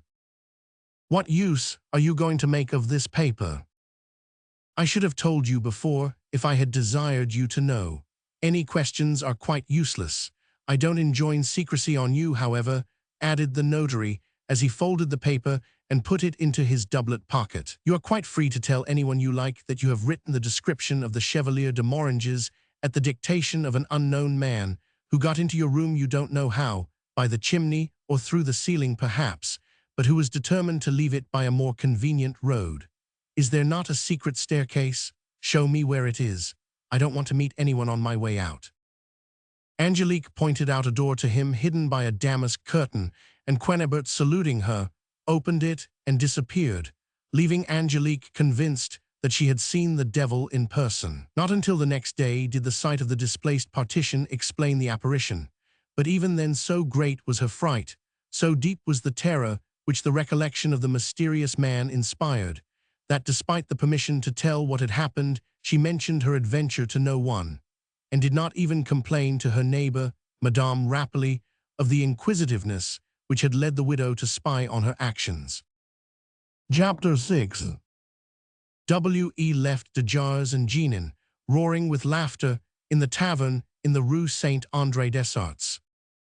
What, said the treasurer, do you really think that Angelique thought I was in earnest in my offer, that she believes in all good faith I intend to marry her? You may take my word for it. If it were not so, do you imagine she would have been in such desperation? Would she have fainted at my threat to tell you that I had claims on her as well as you, to get married? Why, that is the goal of all such creatures, and there is not one of them who can understand why a man of honor should blush to give her his name. If you had only seen her terror, her tears, they would have either broken your heart or killed you with laughter. Well, said Jeannin, it is getting late. Are we going to wait for the Chevalier? Let us call for him. Very well, perhaps he has made up his mind to stay. If so, we shall make a horrible scene, cry treachery and perjury, and trounce your nephew well. Let's settle our score and be off. They left the wine shop, both rather the worse for the wine they had so largely indulged in. They felt the need of the cool night air, so instead of going down the Rue Pavie, they resolved to follow the Rue Saint-André-des-Arts as far as the Pont Saint-Michel, so as to reach the mansion by a longer route. At the very moment the commander got up to leave the tavern, the Chevalier had run out of the mansion at the top of his speed. It was not that he had entirely lost his courage, for had he found it impossible to avoid his assailant, it is probable that he would have regained the audacity which had led him to draw his sword. But he was a novice in the use of arms, had not reached full physical development, and felt that the chances were so much against him that he would only have faced the encounter if there were no possible way of escape. On leaving the house, he had turned quickly into the Rue Gitlecoeur, but on hearing the door close behind his pursuer, he disappeared down the narrow and crooked Rue de El Hirondelle, hoping to throw the Duc de Vitry off the scent. The Duke, however, though for a moment in doubt, was guided by the sound of the flying footsteps. The Chevalier, still trying to send him off on a false trail, turned to the right, and so regained the upper end of the Rue Saint-André, and ran along it as far as the church, the site of which is occupied by the square of the same name today. Here he thought he would be safe, for, as the church was being restored and enlarged, heaps of stones stood all round the old pile. He glided in among these, and twice heard Vitry searching quite close to him, and each time stood on guard, expecting an onslaught. This marching and countermarching lasted for some minutes. The Chevalier began to hope he had escaped the danger, and eagerly waited for the moment when the moon, which had broken through the clouds, should again withdraw behind them, in order to steal into some of the adjacent streets under cover of the darkness. Suddenly a shadow rose before him, and a threatening voice cried, "Have I caught you at last, you coward?" The danger in which the Chevalier stood awoke in him a flickering energy, a feverish courage, and he crossed blades with his assailant. A strange combat ensued, of which the result was quite uncertain, depending entirely on chance, for no science was of any avail on a ground so rough that the combatants stumbled at every step or struck against immovable masses which were one moment clearly lit up and the next in shadow. Steel clashed on steel, the feet of the adversaries touched each other, several times the cloak of one was pierced by the sword of the other, more than once the words, "Die then," rang out. But each time the seemingly vanquished combatants sprang up unwounded, as agile and as lithe and as quick as ever, while he in his turn pressed the enemy home. There was neither truce nor pause, no clever feints nor fencers' tricks could be employed on either side. It was a mortal combat, but chance, not skill, would deal the death blow. Sometimes a rapid pass encountered only empty air. Sometimes blade crossed blade above the wielders' heads. Sometimes the fencers lunged at each other's breast, and yet the blows glanced aside at the last moment, and the blades met in air once more. At last, however, one of the two, making a pass to the right which left his breast unguarded, received a deep wound. Uttering a loud cry, he recoiled a step or two, but exhausted by the effort, tripped and fell backward over a large stone and lay there motionless, his arms extended in the form of a cross. The other turned and fled. "Hark, de Jars," said Jeannin, stopping. "There's fighting going on hereabouts. I hear the clash of swords." Both listened intently. "I hear nothing now." "Hush, there it goes again. It's by the church." "What a dreadful cry." They ran at full speed towards the place whence it seemed to come, but found only solitude, darkness, and silence. They looked in every direction. "I can't see a living soul," said Jeannin, "and I very much fear that the poor devil who gave that yell has mumbled his last prayer." "I don't know why I tremble so," replied de Jars. "That heartrending cry made me shiver from head to foot. Was it not something like the Chevalier's voice?" "The Chevalier is with La Guerchi, and even if he had left her, this would not have been his way to rejoin us. Let us go on and leave the dead in peace." "Look, Jeannin, what is that in front of us?" "On that stone, a man who has fallen." "Yes, and bathed in blood," exclaimed de Jars, who had darted to his side. "Ah, it's he, it's he. Look, his eyes are closed, his hands cold. My child, he does not hear me. Oh, who has murdered him?" He fell on his knees and threw himself on the body with every mark of the most violent despair. "Come, come," said Jeannin, surprised at such an explosion of grief from a man accustomed to duels, and who on several similar occasions had been far from displaying much tenderness of heart. "Collect yourself, and don't give way like a woman. Perhaps the wound is not mortal. Let us try to stop the bleeding and call for help." "No, no. Are you mad? Don't call, for heaven's sake. The wound is here near the heart. Your handkerchief, Jeannin, to arrest the flow of blood. There, now help me to lift him."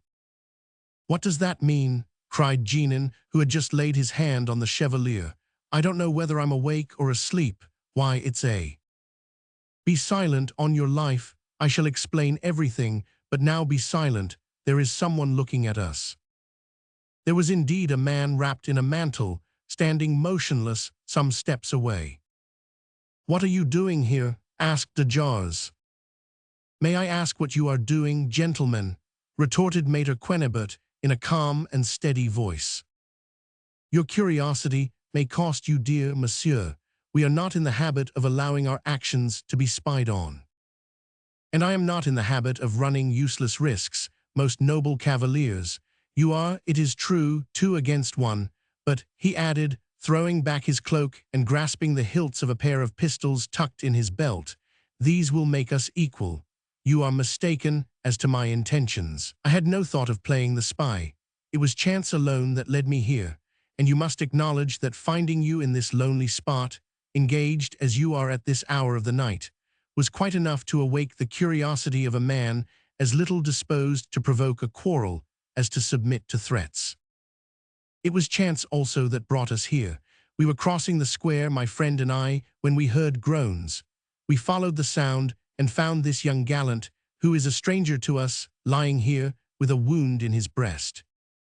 As the moon at that moment gleamed doubtfully forth, Mater Quenebert bent for an instant over the body of the wounded man and said, "I know him more than you, but supposing someone were to come upon us here, we might easily be taken for 3 assassins holding a consultation over the corpse of our victim. What were you going to do? Take him to a doctor. It would be inhuman to leave him here, and while we are talking, precious time is being lost. Do you belong to this neighborhood?" "No," said the treasurer. "Neither do I," said Quenebert, "but I believe I have heard the name of a surgeon who lives close by in the Rue Hauteville." "I also know of one," interposed de Jars, "a very skillful man." "You may command me." "Gladly, monsieur, for he lives some distance from here." "I am at your service." De Jars and Jeannin raised the chevalier's shoulders, and the stranger supported his legs, and carrying their burden in this order, they set off. They walked slowly, looking about them carefully, a precaution rendered necessary by the fact that the moon now rode in a cloudless sky. They glided over the Pont Saint-Michel between the houses that lined both sides, and turning to the right, entered one of the narrow streets of the site, and after many turnings, during which they met no one, they stopped at the door of a house situated behind the Hôtel de Ville. "Many thanks, monsieur," said de Jars. "Many thanks, we need no further help." As the commander spoke, Mater Quenebert let the feet of the chevalier fall abruptly on the pavement, while de Jars and the treasurer still supported his body, and stepping back 2 paces, he drew his pistols from his belt, and placing a finger on each trigger, said, "Do not stir, messieurs, or you are dead men." Both, although encumbered by their burden, laid their hands upon their swords. "Not a movement, not a sound, or I shoot." There was no reply to this argument, it being a convincing one even for 2 duelists. The bravest man turns pale when he finds himself face to face with sudden inevitable death, and he who threatened seemed to be one who would, without hesitation, carry out his threats. There was nothing for it but obedience, or a ball through them as they stood. "What do you want with us, sir?" asked Jeannin. Quenebert, without changing his attitude, replied, "Commander de Jars, and you, Messer Jeannin de Castel, King's treasurer, you see, my gentles, that besides the advantage of arms which strike swiftly and surely, I have the further advantage of knowing who you are, whilst I am myself unknown. You will carry the wounded man into this house, into which I will not enter, for I have nothing to do within, but I shall remain here to await your return. After you have handed over the patient to the doctor, you will procure paper and write, now pay great attention, that on November 20th, 1658, about midnight, you, aided by an unknown man, carried to this house, the address of which you will give, a young man whom you call the Chevalier de Moranges, and pass off as your nephew." "As he really is." "Very well. But who told you?" "Let me go on. Who had been wounded in a fight with swords on the same night behind the church of Saint-André des Arts by the Duc de Vitry." "The Duc de Vitry, how do you know that?" "No matter how I know it for a fact. Having made this declaration, you will add that the said Chevalier de Moranges is no other than Josephine Charlotte Boullenois, whom you, commander, abducted 4 months ago from the convent of La Raquette, whom you have made your mistress, and whom you conceal disguised as a man. Then you will add your signature. Is my information correct?" De Jars and Jeannin were speechless with surprise for a few instants. Then the former stammered, "Will you tell us who you are?" "The devil in person, if you like." "Well, will you do as I order? Supposing that I am awkward enough not to kill you at 2 paces, do you want me to ask you in broad daylight, and aloud what I now ask at night, and in a whisper? And don't think to put me off with a false declaration, relying on my not being able to read it by the light of the moon. Don't think either that you can take me by surprise when you hand it me. You will bring it to me with your swords sheathed as now. If this condition is not observed, I shall fire, and the noise will bring a crowd about us. Tomorrow I shall speak differently from today. I shall proclaim the truth at all the street corners, in the squares, and under the windows of the Louvre. It is hard, I know, for men of spirit to yield to threats, but recollect that you are in my power, and that there is no disgrace in paying a ransom for a life that one cannot defend. What do you say?" In spite of his natural courage, Jeannin, who found himself involved in an affair from which he had nothing to gain, and who was not at all desirous of being suspected of having helped in an abduction, whispered to the commander, "Faith, I think our wisest course is to consent." De Jars, however, before replying, wished to try if he could by any chance throw his enemy off his guard for an instant, so as to take him unawares. His hand still rested on the hilt of his sword, motionless, but ready to draw. "There is someone coming over yonder," he cried. "Do you hear?" "You can't catch me in that way," said Quennebert. "Even were there anyone coming, I should not look round, and if you move your hand, all is over with you." "Well," said Jeannin, "I surrender at discretion, not on my own account, but out of regard for my friend and this woman.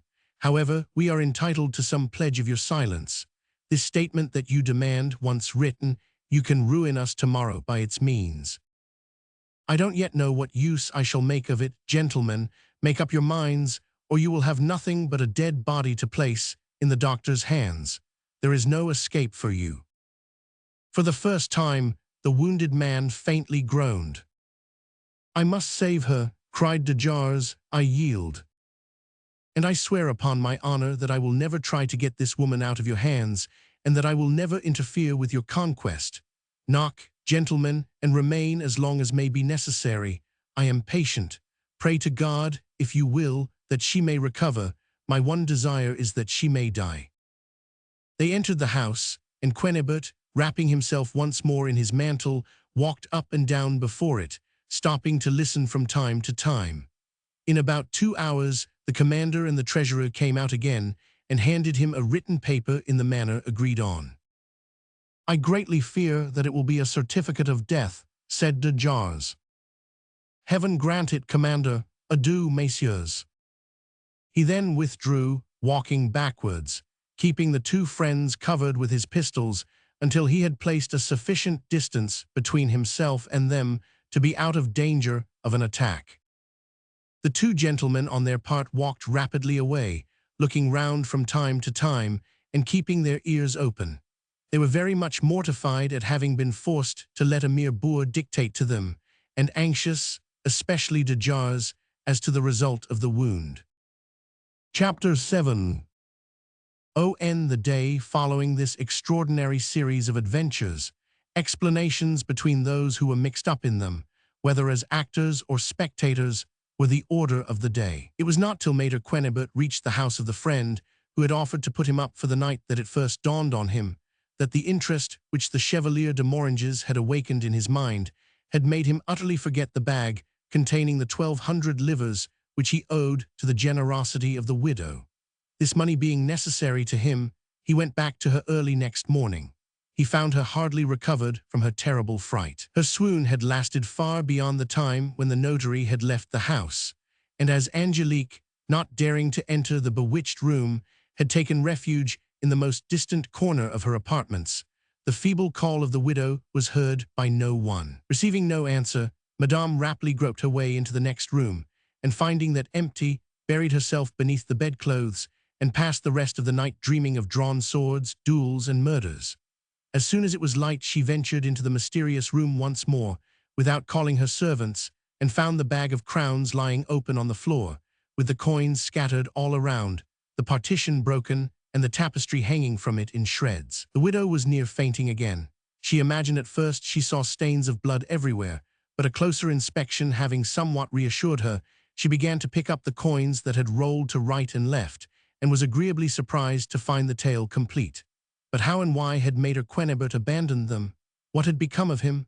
She had got lost in the most absurd suppositions and conjectures when the notary appeared. Discovering from the first words she uttered that she was in complete ignorance of all that had taken place, he explained to her that when the interview between the Chevalier and Mademoiselle de Guerchai had just at the most interesting moment been so unceremoniously interrupted by the arrival of the Duke, he had become so absorbed in watching them that he had not noticed that the partition was bending before the pressure of his body, and that just as the Duke drew his sword, it suddenly gave way, and he, Quennebert, being thus left without support, tumbled head foremost into the next room among a perfect chaos of overturned furniture and lamps, that almost before he could rise he was forced to draw in self-defense and had to make his escape, defending himself against both the Duke and the Chevalier, that they had pursued him so hotly that when he found himself free he was too far from the house and the hour was too advanced to admit of his returning.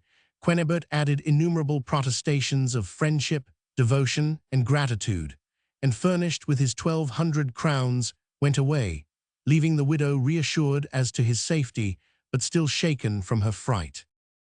While the notary was thus soothing the widow, Angelique was exhausting all the expedients her trade had taught her in the attempt to remove the Duke's suspicions.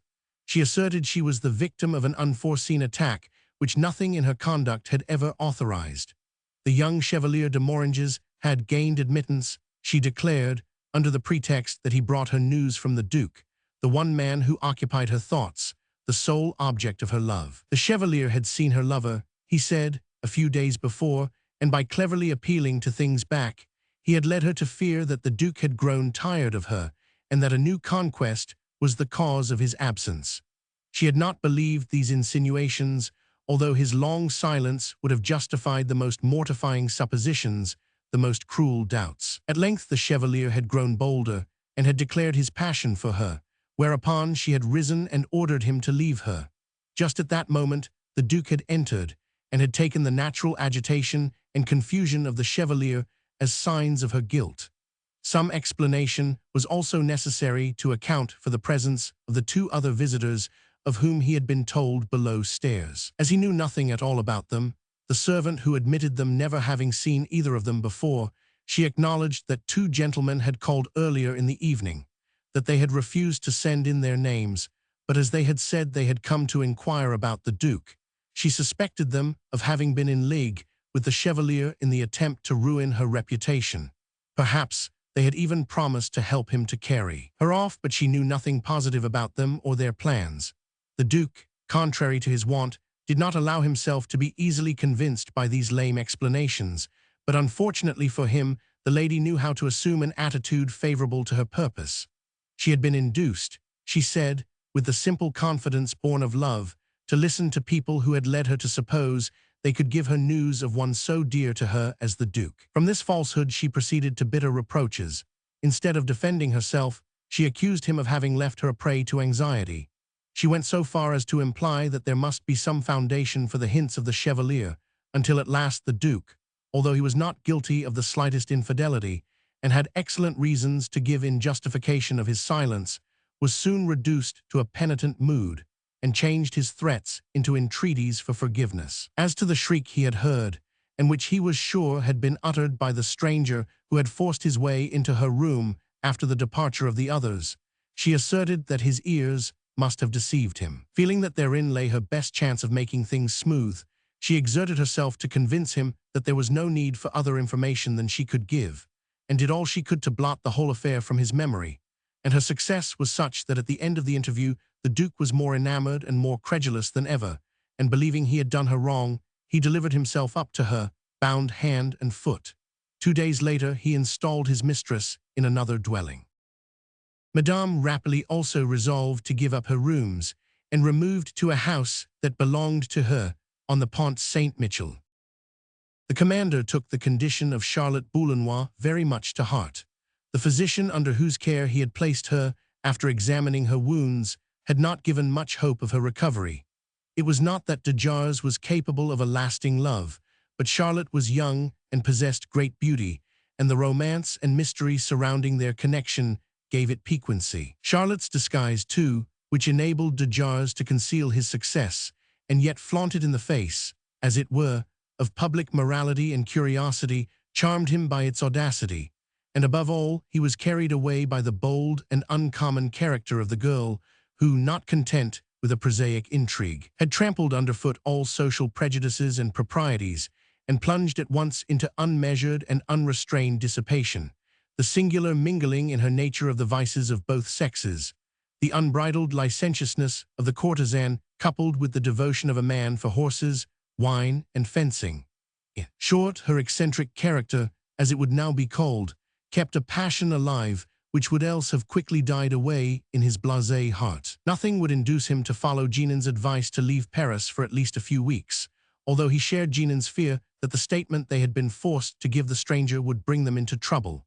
The treasurer, who had no love affair on hand, went off, but the commander bravely held his ground, and at the end of 5 or 6 days, during which no one disturbed him, began to think the only result of the incident would be the anxiety it had caused him. Every evening, as soon as it was dark, he betook himself to the doctor's, wrapped in his cloak, armed to the teeth, and his hat pulled down over his eyes. For 2 days and nights, Charlotte, whom to avoid confusion we shall continue to call the Chevalier de Moranges, hovered between life and death. Her youth and the strength of her constitution enabled her at last to overcome the fever, in spite of the want of skill of the surgeon Perigord.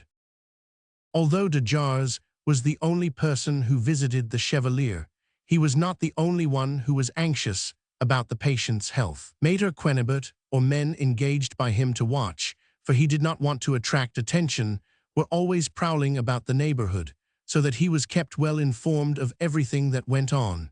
The instructions he gave to these agents were that if a funeral should leave the house, they were to find out the name of the deceased, and then to let him know without delay. But all these precautions seemed quite useless. He always received the same answer to all his questions: "We know nothing." So at last, he determined to address himself directly to the man who could give him information on which he could rely. One night the commander left the surgeons feeling more cheerful than usual, for the Chevalier had passed a good day, and there was every hope that he was on the road to complete recovery. Hardly had de Jars gone 20 paces when someone laid a hand on his shoulder. He turned and saw a man whom, in the darkness, he did not recognize. "Excuse me for detaining you, Commander de Jars," said Quennebert, "but I have a word to say to you." "Ali, so it's you, sir," replied the commander. "Are you going at last to give me the opportunity I was so anxious for?" "I don't understand." "We are on more equal terms this time. Today you don't catch me unprepared, almost without weapons, and if you are a man of honor, you will measure swords with me." "Fight a duel with you? Why, may I ask? You have never insulted me." "A truce to pleasantry, sir. Don't make me regret that I have shown myself more generous than you. I might have killed you just now had I wished. I could have put my pistol to your breast and fired, or said to you, 'Surrender at discretion,' as you so lately said to me." "And what use would that have been?" "It would have made a secret safe that you ought never to have known. It would have been the most unfortunate thing for you that could have happened, for if you had killed me the paper would have spoken. So, you think that if you were to assassinate me, you would only have to stoop over my dead body and search my pockets, and having found the incriminating document, destroy it. You seem to have formed no very high opinion of my intelligence and common sense. You of the upper classes don't need these qualities. The law is on your side. But when a humble individual like myself, a mere nobody, undertakes to investigate a piece of business about which those in authority are not anxious to be enlightened, precautions are necessary. It's not enough for him to have right on his side. He must, in order to secure his own safety, make good use of his skill, courage, and knowledge. I have no desire to humiliate you a second time, so I will say no more. The paper is in the hands of my notary, and if a single day passes without his seeing me, he has orders to break the seal and make the contents public. So you see, chance is still on my side, but now that you are warned, there is no need for me to bluster. I am quite prepared to acknowledge your superior rank, and if you insist upon it, to speak to you uncovered." "What do you desire to know, sir?" "How is the Chevalier de Moranges getting on. Very badly, very badly. Take care, Commander, don't deceive me. One is so easily tempted to believe what one hopes, and I hope so strongly that I dare not believe what you say. I saw you coming out of the house, not at all with the air of a man who had just heard bad news. Quite the contrary, you looked at the sky and rubbed your hands and walked with a light, quick step that did not speak of grief. You're a sharp observer, sir. I have already explained to you, sir, that when one of us belonging to a class hardly better than serfs succeeds, by chance or force of character, in getting out of the narrow bounds in which he was born, he must keep both eyes and ears open. If I had doubted your word as you have doubted mine on the merest suspicion, you would have said to your servants, "Chastise this rascal." But I am obliged to prove to you that you did not tell me the truth. Now I am sure that the Chevalier is out of danger. If you were so well informed, why did you ask me? I only knew it by your asserting the contrary. What do you mean? Cried de Jars, who was growing restive under this cold, satirical politeness. Do me justice, Commander, the bit chafes, but yet you must acknowledge that I have a light hand. For a full week you have been in my power. Have I disturbed your quiet? Have I betrayed your secret? You know I have not. And I shall continue to act in the same manner. I hope with all my heart, however great would be your grief, that the Chevalier may die of his wound. I have not the same reasons for loving him that you have, so much you can readily understand, even if I do not explain the cause of my interest in his fate. But in such a matter hopes count for nothing. They cannot make his temperature either rise or fall. I have told you I have no wish to force the Chevalier to resume his real name. I may make use of the document, and I may not, but if I am obliged to use it, I shall give you warning. Will you, in return, swear to me upon your honor that you will keep me informed as to the fate of the Chevalier, whether you remain in Paris or whether you leave? But let this agreement be a secret between us, and do not mention it to the so-called Moranges. I have your oath, monsieur, that you will give me notice before you use the document I have given you against me, have I? But what guarantee have I that you will keep your word? My course of action till today, and the fact that I have pledged you my word of my own free will. I see you hope not to have long to wait for the end. I hope not, but meantime a premature disclosure would do me as much harm as you. I have not the slightest rancor against you, Commander. You have robbed me of no treasure. I have therefore no compensation to demand. What you place such value on would be only a burden to me, as it will be to you later on. All I want is to know as soon as it is no longer in your possession, whether it has been removed by the will of God or by your own. I am right in thinking that today there is some hope of the Chevalier's recovery, am I not? Yes, sir. Do you give me your promise that if ever he leave this house safe and sound you will let me know? I give you my promise. And if the result should be different, you will also send me word. Certainly, but to whom shall I address my message? I should have thought that since our first meeting you would have found out all about me, and that to tell you my name would be superfluous. But I have no reason to hide it. Maître Quennebert, Notary, Saint-Denis. I will not detain you any longer now, Commander. Excuse a simple citizen for dictating conditions to a noble such as you.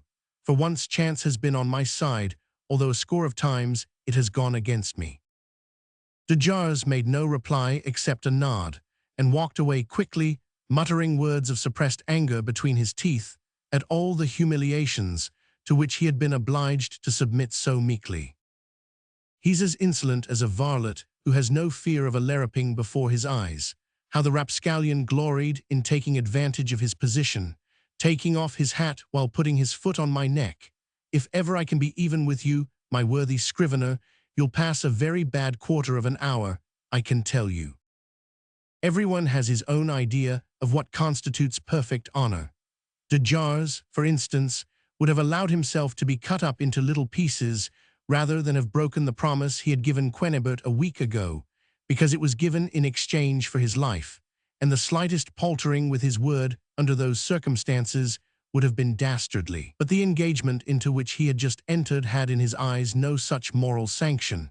He had not been forced into it by threats, he had escaped by its means no serious danger, and therefore in regard to it, his conscience was much more accommodating. What he should best have liked to do would have been to have sought out the notary and provoked him by insults to send him a challenge. That a clown such as that could have any chance of leaving the ground alive never entered his head. But willingly as he would have encompassed his death in this manner, the knowledge that his secret would not die with Quennebert restrained him. For when everything came out, he felt that the notary's death would be regarded as an aggravation of his original offense, and in spite of his rank, he was not at all certain that if he were put on his trial even now he would escape scot-free, much less if a new offense were added to the indictment. So, however much he might chafe against the bit, he felt he must submit to the bridle. "By God," said he, "I know what the clodhopper is after, and even if I must suffer in consequence, I shall take good care that he cannot shake off his bonds. Wait a bit. I can play the detective too, and be down on him without letting him see the hand that deals the blows. It'll be a wonder if I can't find a naked sword to suspend above his head." However, while thus brooding over projects of vengeance, Commander de Jars kept his word, and about a month after the interview above related, he sent word to Quennebert that the Chevalier de Moranges had left Perigord's completely recovered from his wound. But the nearly fatal result of the Chevalier's last prank seemed to have subdued his adventurous spirit. He was no longer seen in public, and was soon forgotten by all his acquaintances with the exception of Mademoiselle de Guerchi. She faithfully treasured up the memory of his words of passion, his looks of love, the warmth of his caresses, although at first she struggled hard to chase his image from her heart. But as the Duc de Vitry assured her that he had killed him on the spot, she considered it no breach of faith to think lovingly of the dead, and while she took the goods so bounteously provided by her living lover, her gentlest thoughts, her most enduring regrets, were given to one whom she never hoped to see again. Chapter 8. With the reader's permission, we must now jump over an interval of rather more than a year, and bring upon the stage a person who, though only of secondary importance, can no longer be left behind the scenes. We have already said that the loves of Quennebert and Madame Rapally were regarded with a jealous eye by a distant cousin of the lady's late husband. The love of this rejected suitor, whose name was Trumeau, was no more sincere than the notary's, nor were his motives more honorable. Although his personal appearance was not such as to lead him to expect that his path would be strewn with conquests, he considered that his charms at least equaled those of his defunct relative, and it may be said that in thus estimating them he did not lay himself open to the charge of overweening vanity. But however persistently he preened himself before the widow, she vouchsafed him not one glance. Her heart was filled with the love of his rival, and it is no easy thing to tear a rooted passion out of a widow's heart when that widow's age is 46, and she is silly enough to believe that the admiration she feels is equaled by the admiration she inspires, as the unfortunate Trumeau found to his cost. All his carefully prepared declarations of love, all his skillful insinuations against Quennebert, brought him nothing but scornful rebuffs. But Trumeau was nothing if not persevering, and he could not habituate himself to the idea of seeing the widow's fortune pass into other hands than his own, so that every baffled move only increased his determination to spoil his competitor's game. He was always on the watch for a chance to carry tales to the widow, and so absorbed did he become in this fruitless pursuit that he grew yellower and more dried up from day to day, and to his jaundiced eye the man who was at first simply his rival became his mortal enemy and the object of his implacable hate, so that at length merely to get the better of him, to outwit him, would, after so long continued and obstinate a struggle and so many defeats, have seemed to him too mild a vengeance, too incomplete a victory. Quennebert was well aware of the zeal with which the indefatigable Trumeau sought to injure him, but he regarded the maneuvers of his rival with supreme unconcern, for he knew that he could at any time sweep away the network of cunning machinations, underhand insinuations, and malicious hints, which was spread around him, by allowing the widow to confer on him the advantages she was so anxious to bestow. The goal, he knew, was within his reach, but the problem he had to solve was how to linger on the way thither, how to defer the triumphal moment, how to keep hope alive in the fair one's breast, and yet delay its fruition.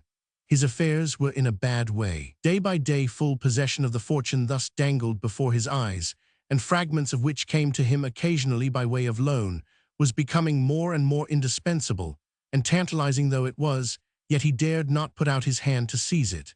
His creditors dunned him relentlessly. One final reprieve had been granted him, but that at an end, if he could not meet their demands, it was all up with his career and reputation. One morning in the beginning of February 1660, Trumeau called to see his cousin. He had not been there for nearly a month, and Quennebert and the widow had begun to think that, hopeless of success, he had retired from the contest. But far from that, his hatred had grown more intense than ever, and having come upon the traces of an event in the past life of his rival, which if proved would be the ruin of that rival's hopes, he set himself to gather evidence. He now made his appearance with beaming looks, which expressed a joy too great for words. He held in one hand a small scroll tied with a ribbon. He found the widow alone, sitting in a large easy chair before the fire. She was reading for the 20th time a letter which Quennebert had written her the evening before. To judge by the happy and contented expression of the widow's face, it must have been couched in glowing terms.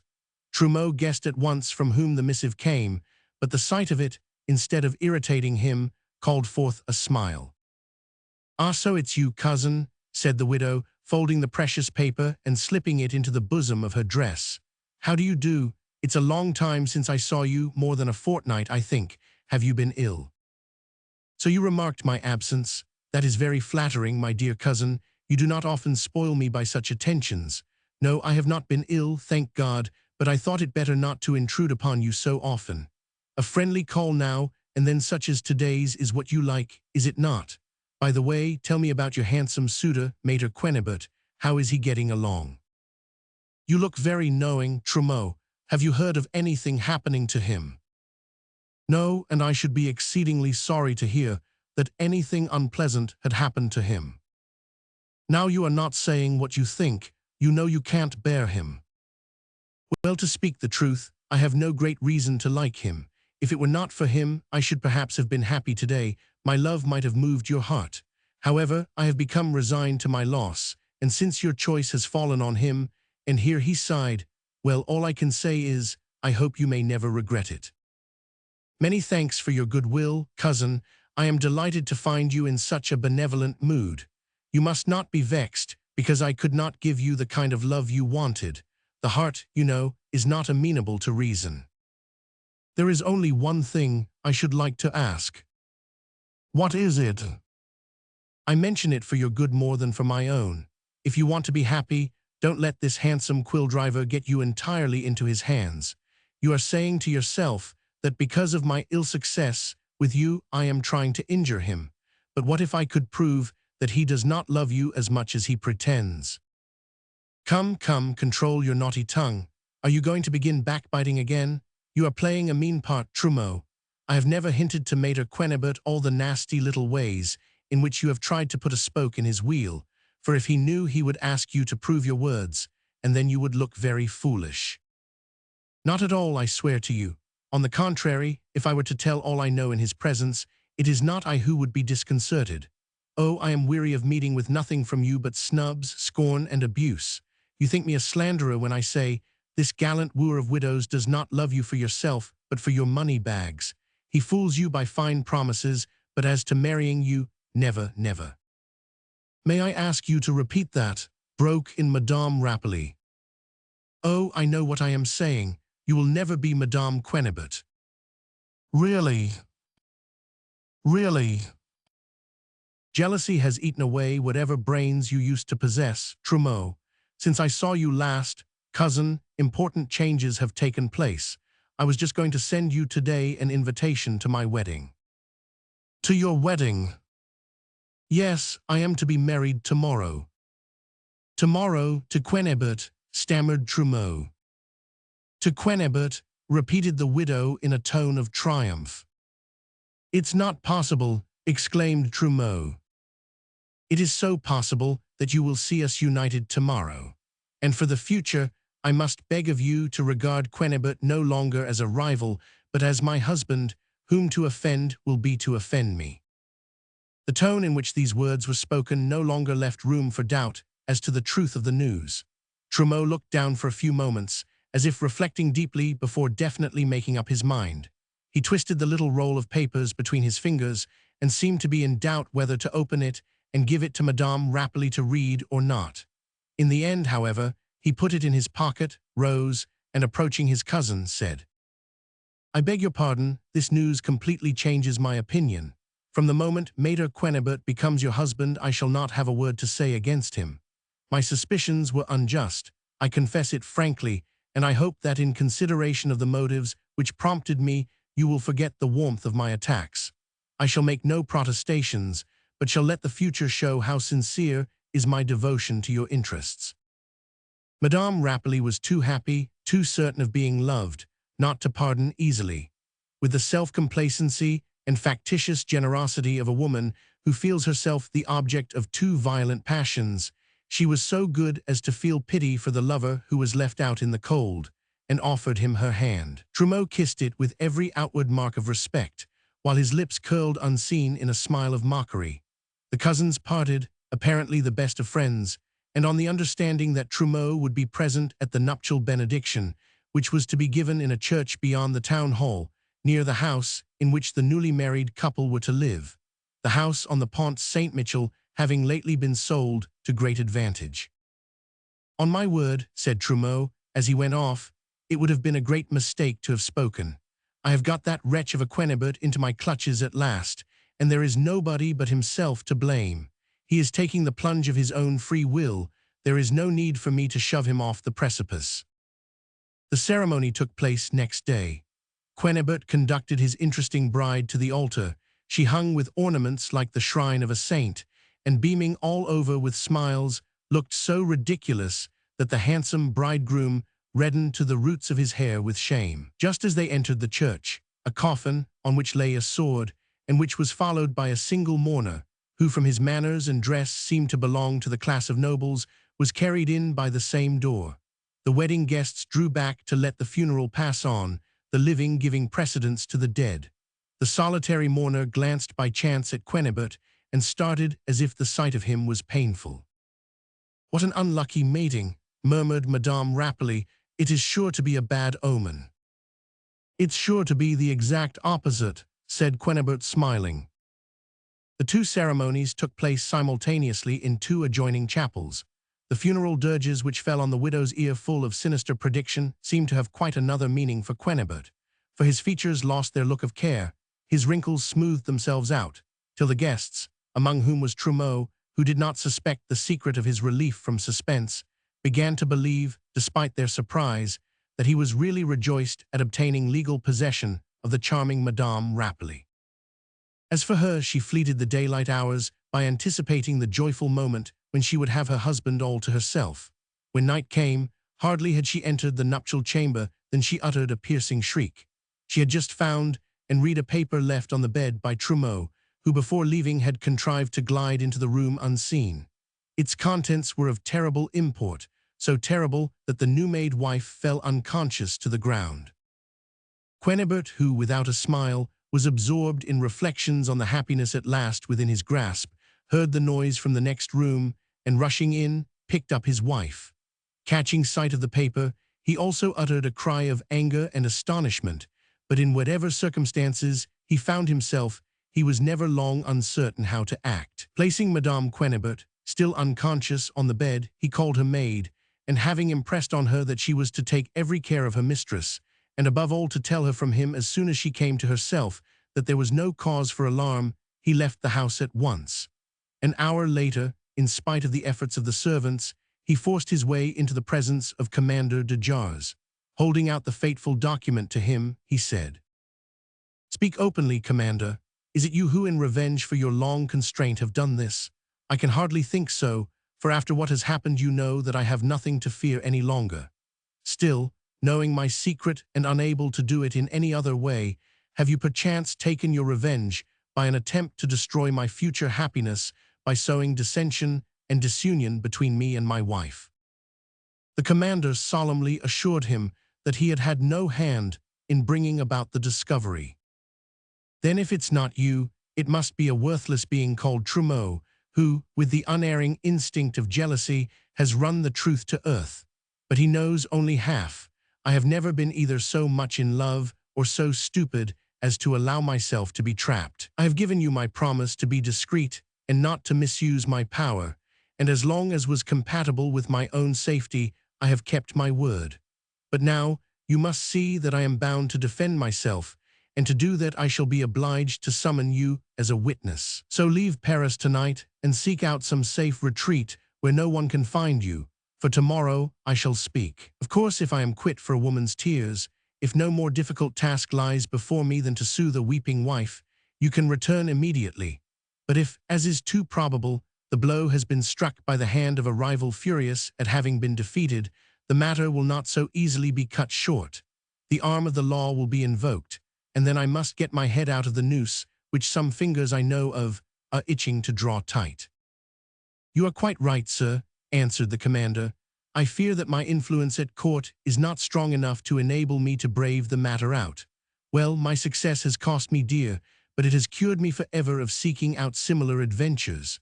My preparations will not take long, and tomorrow's dawn will find me far from Paris. Quenebert bowed and withdrew, returning home to console his Ariadne. Chapter 9. The accusation hanging over the head of Maître Quenebert was a very serious one, threatening his life, if proved. But he was not uneasy. He knew himself in possession of facts which would enable him to refute it triumphantly. The platonic love of Angelique de Guerchy for the handsome Chevalier de Moranges had resulted, as we have seen, in no practical wrong to the Duc de Vitry. After her reconciliation with her lover, brought about by the eminently satisfactory explanations she was able to give of her conduct, which we have already laid before our readers, she did not consider it advisable to shut her heart to his pleadings much longer, and the consequence was that at the end of a year she found herself in a condition which it was necessary to conceal from everyone. To Angelique herself, it is true, the position was not new, and she felt neither grief nor shame, regarding the coming event as a means of making her future more secure by forging a new link in the chain which bound the Duke to her. But he, sure that but for himself Angelique would never have strayed from virtue's path, could not endure the thought of her losing her reputation and becoming an object for scandal to point her finger at.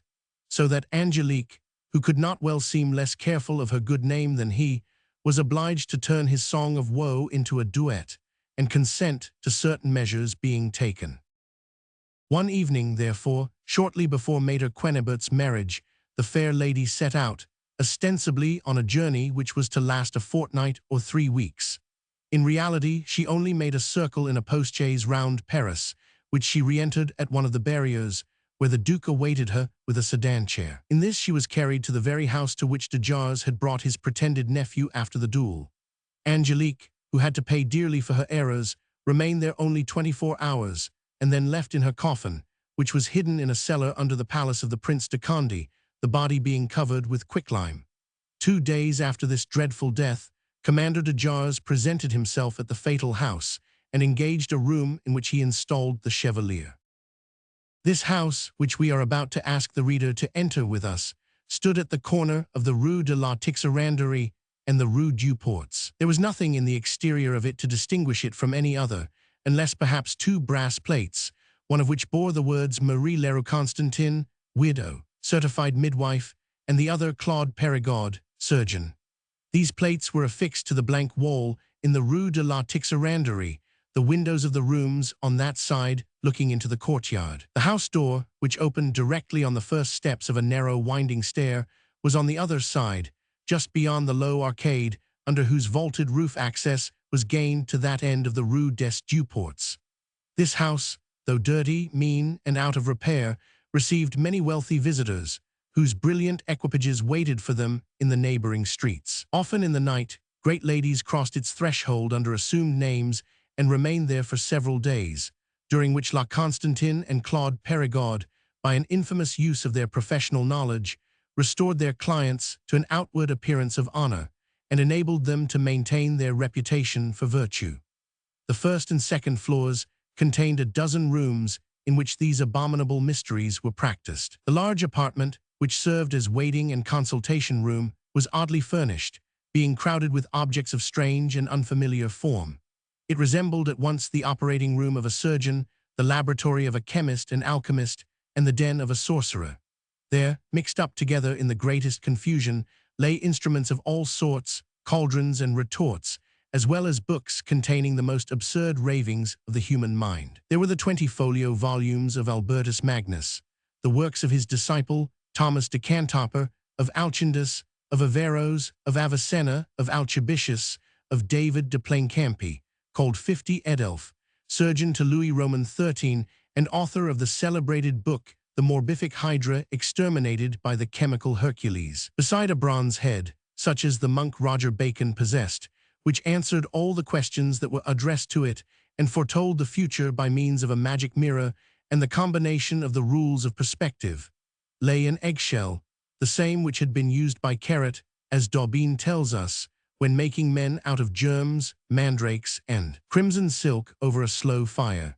In the presses, which had sliding doors fastening with secret springs, stood jars filled with noxious drugs, the power of which was but too efficacious.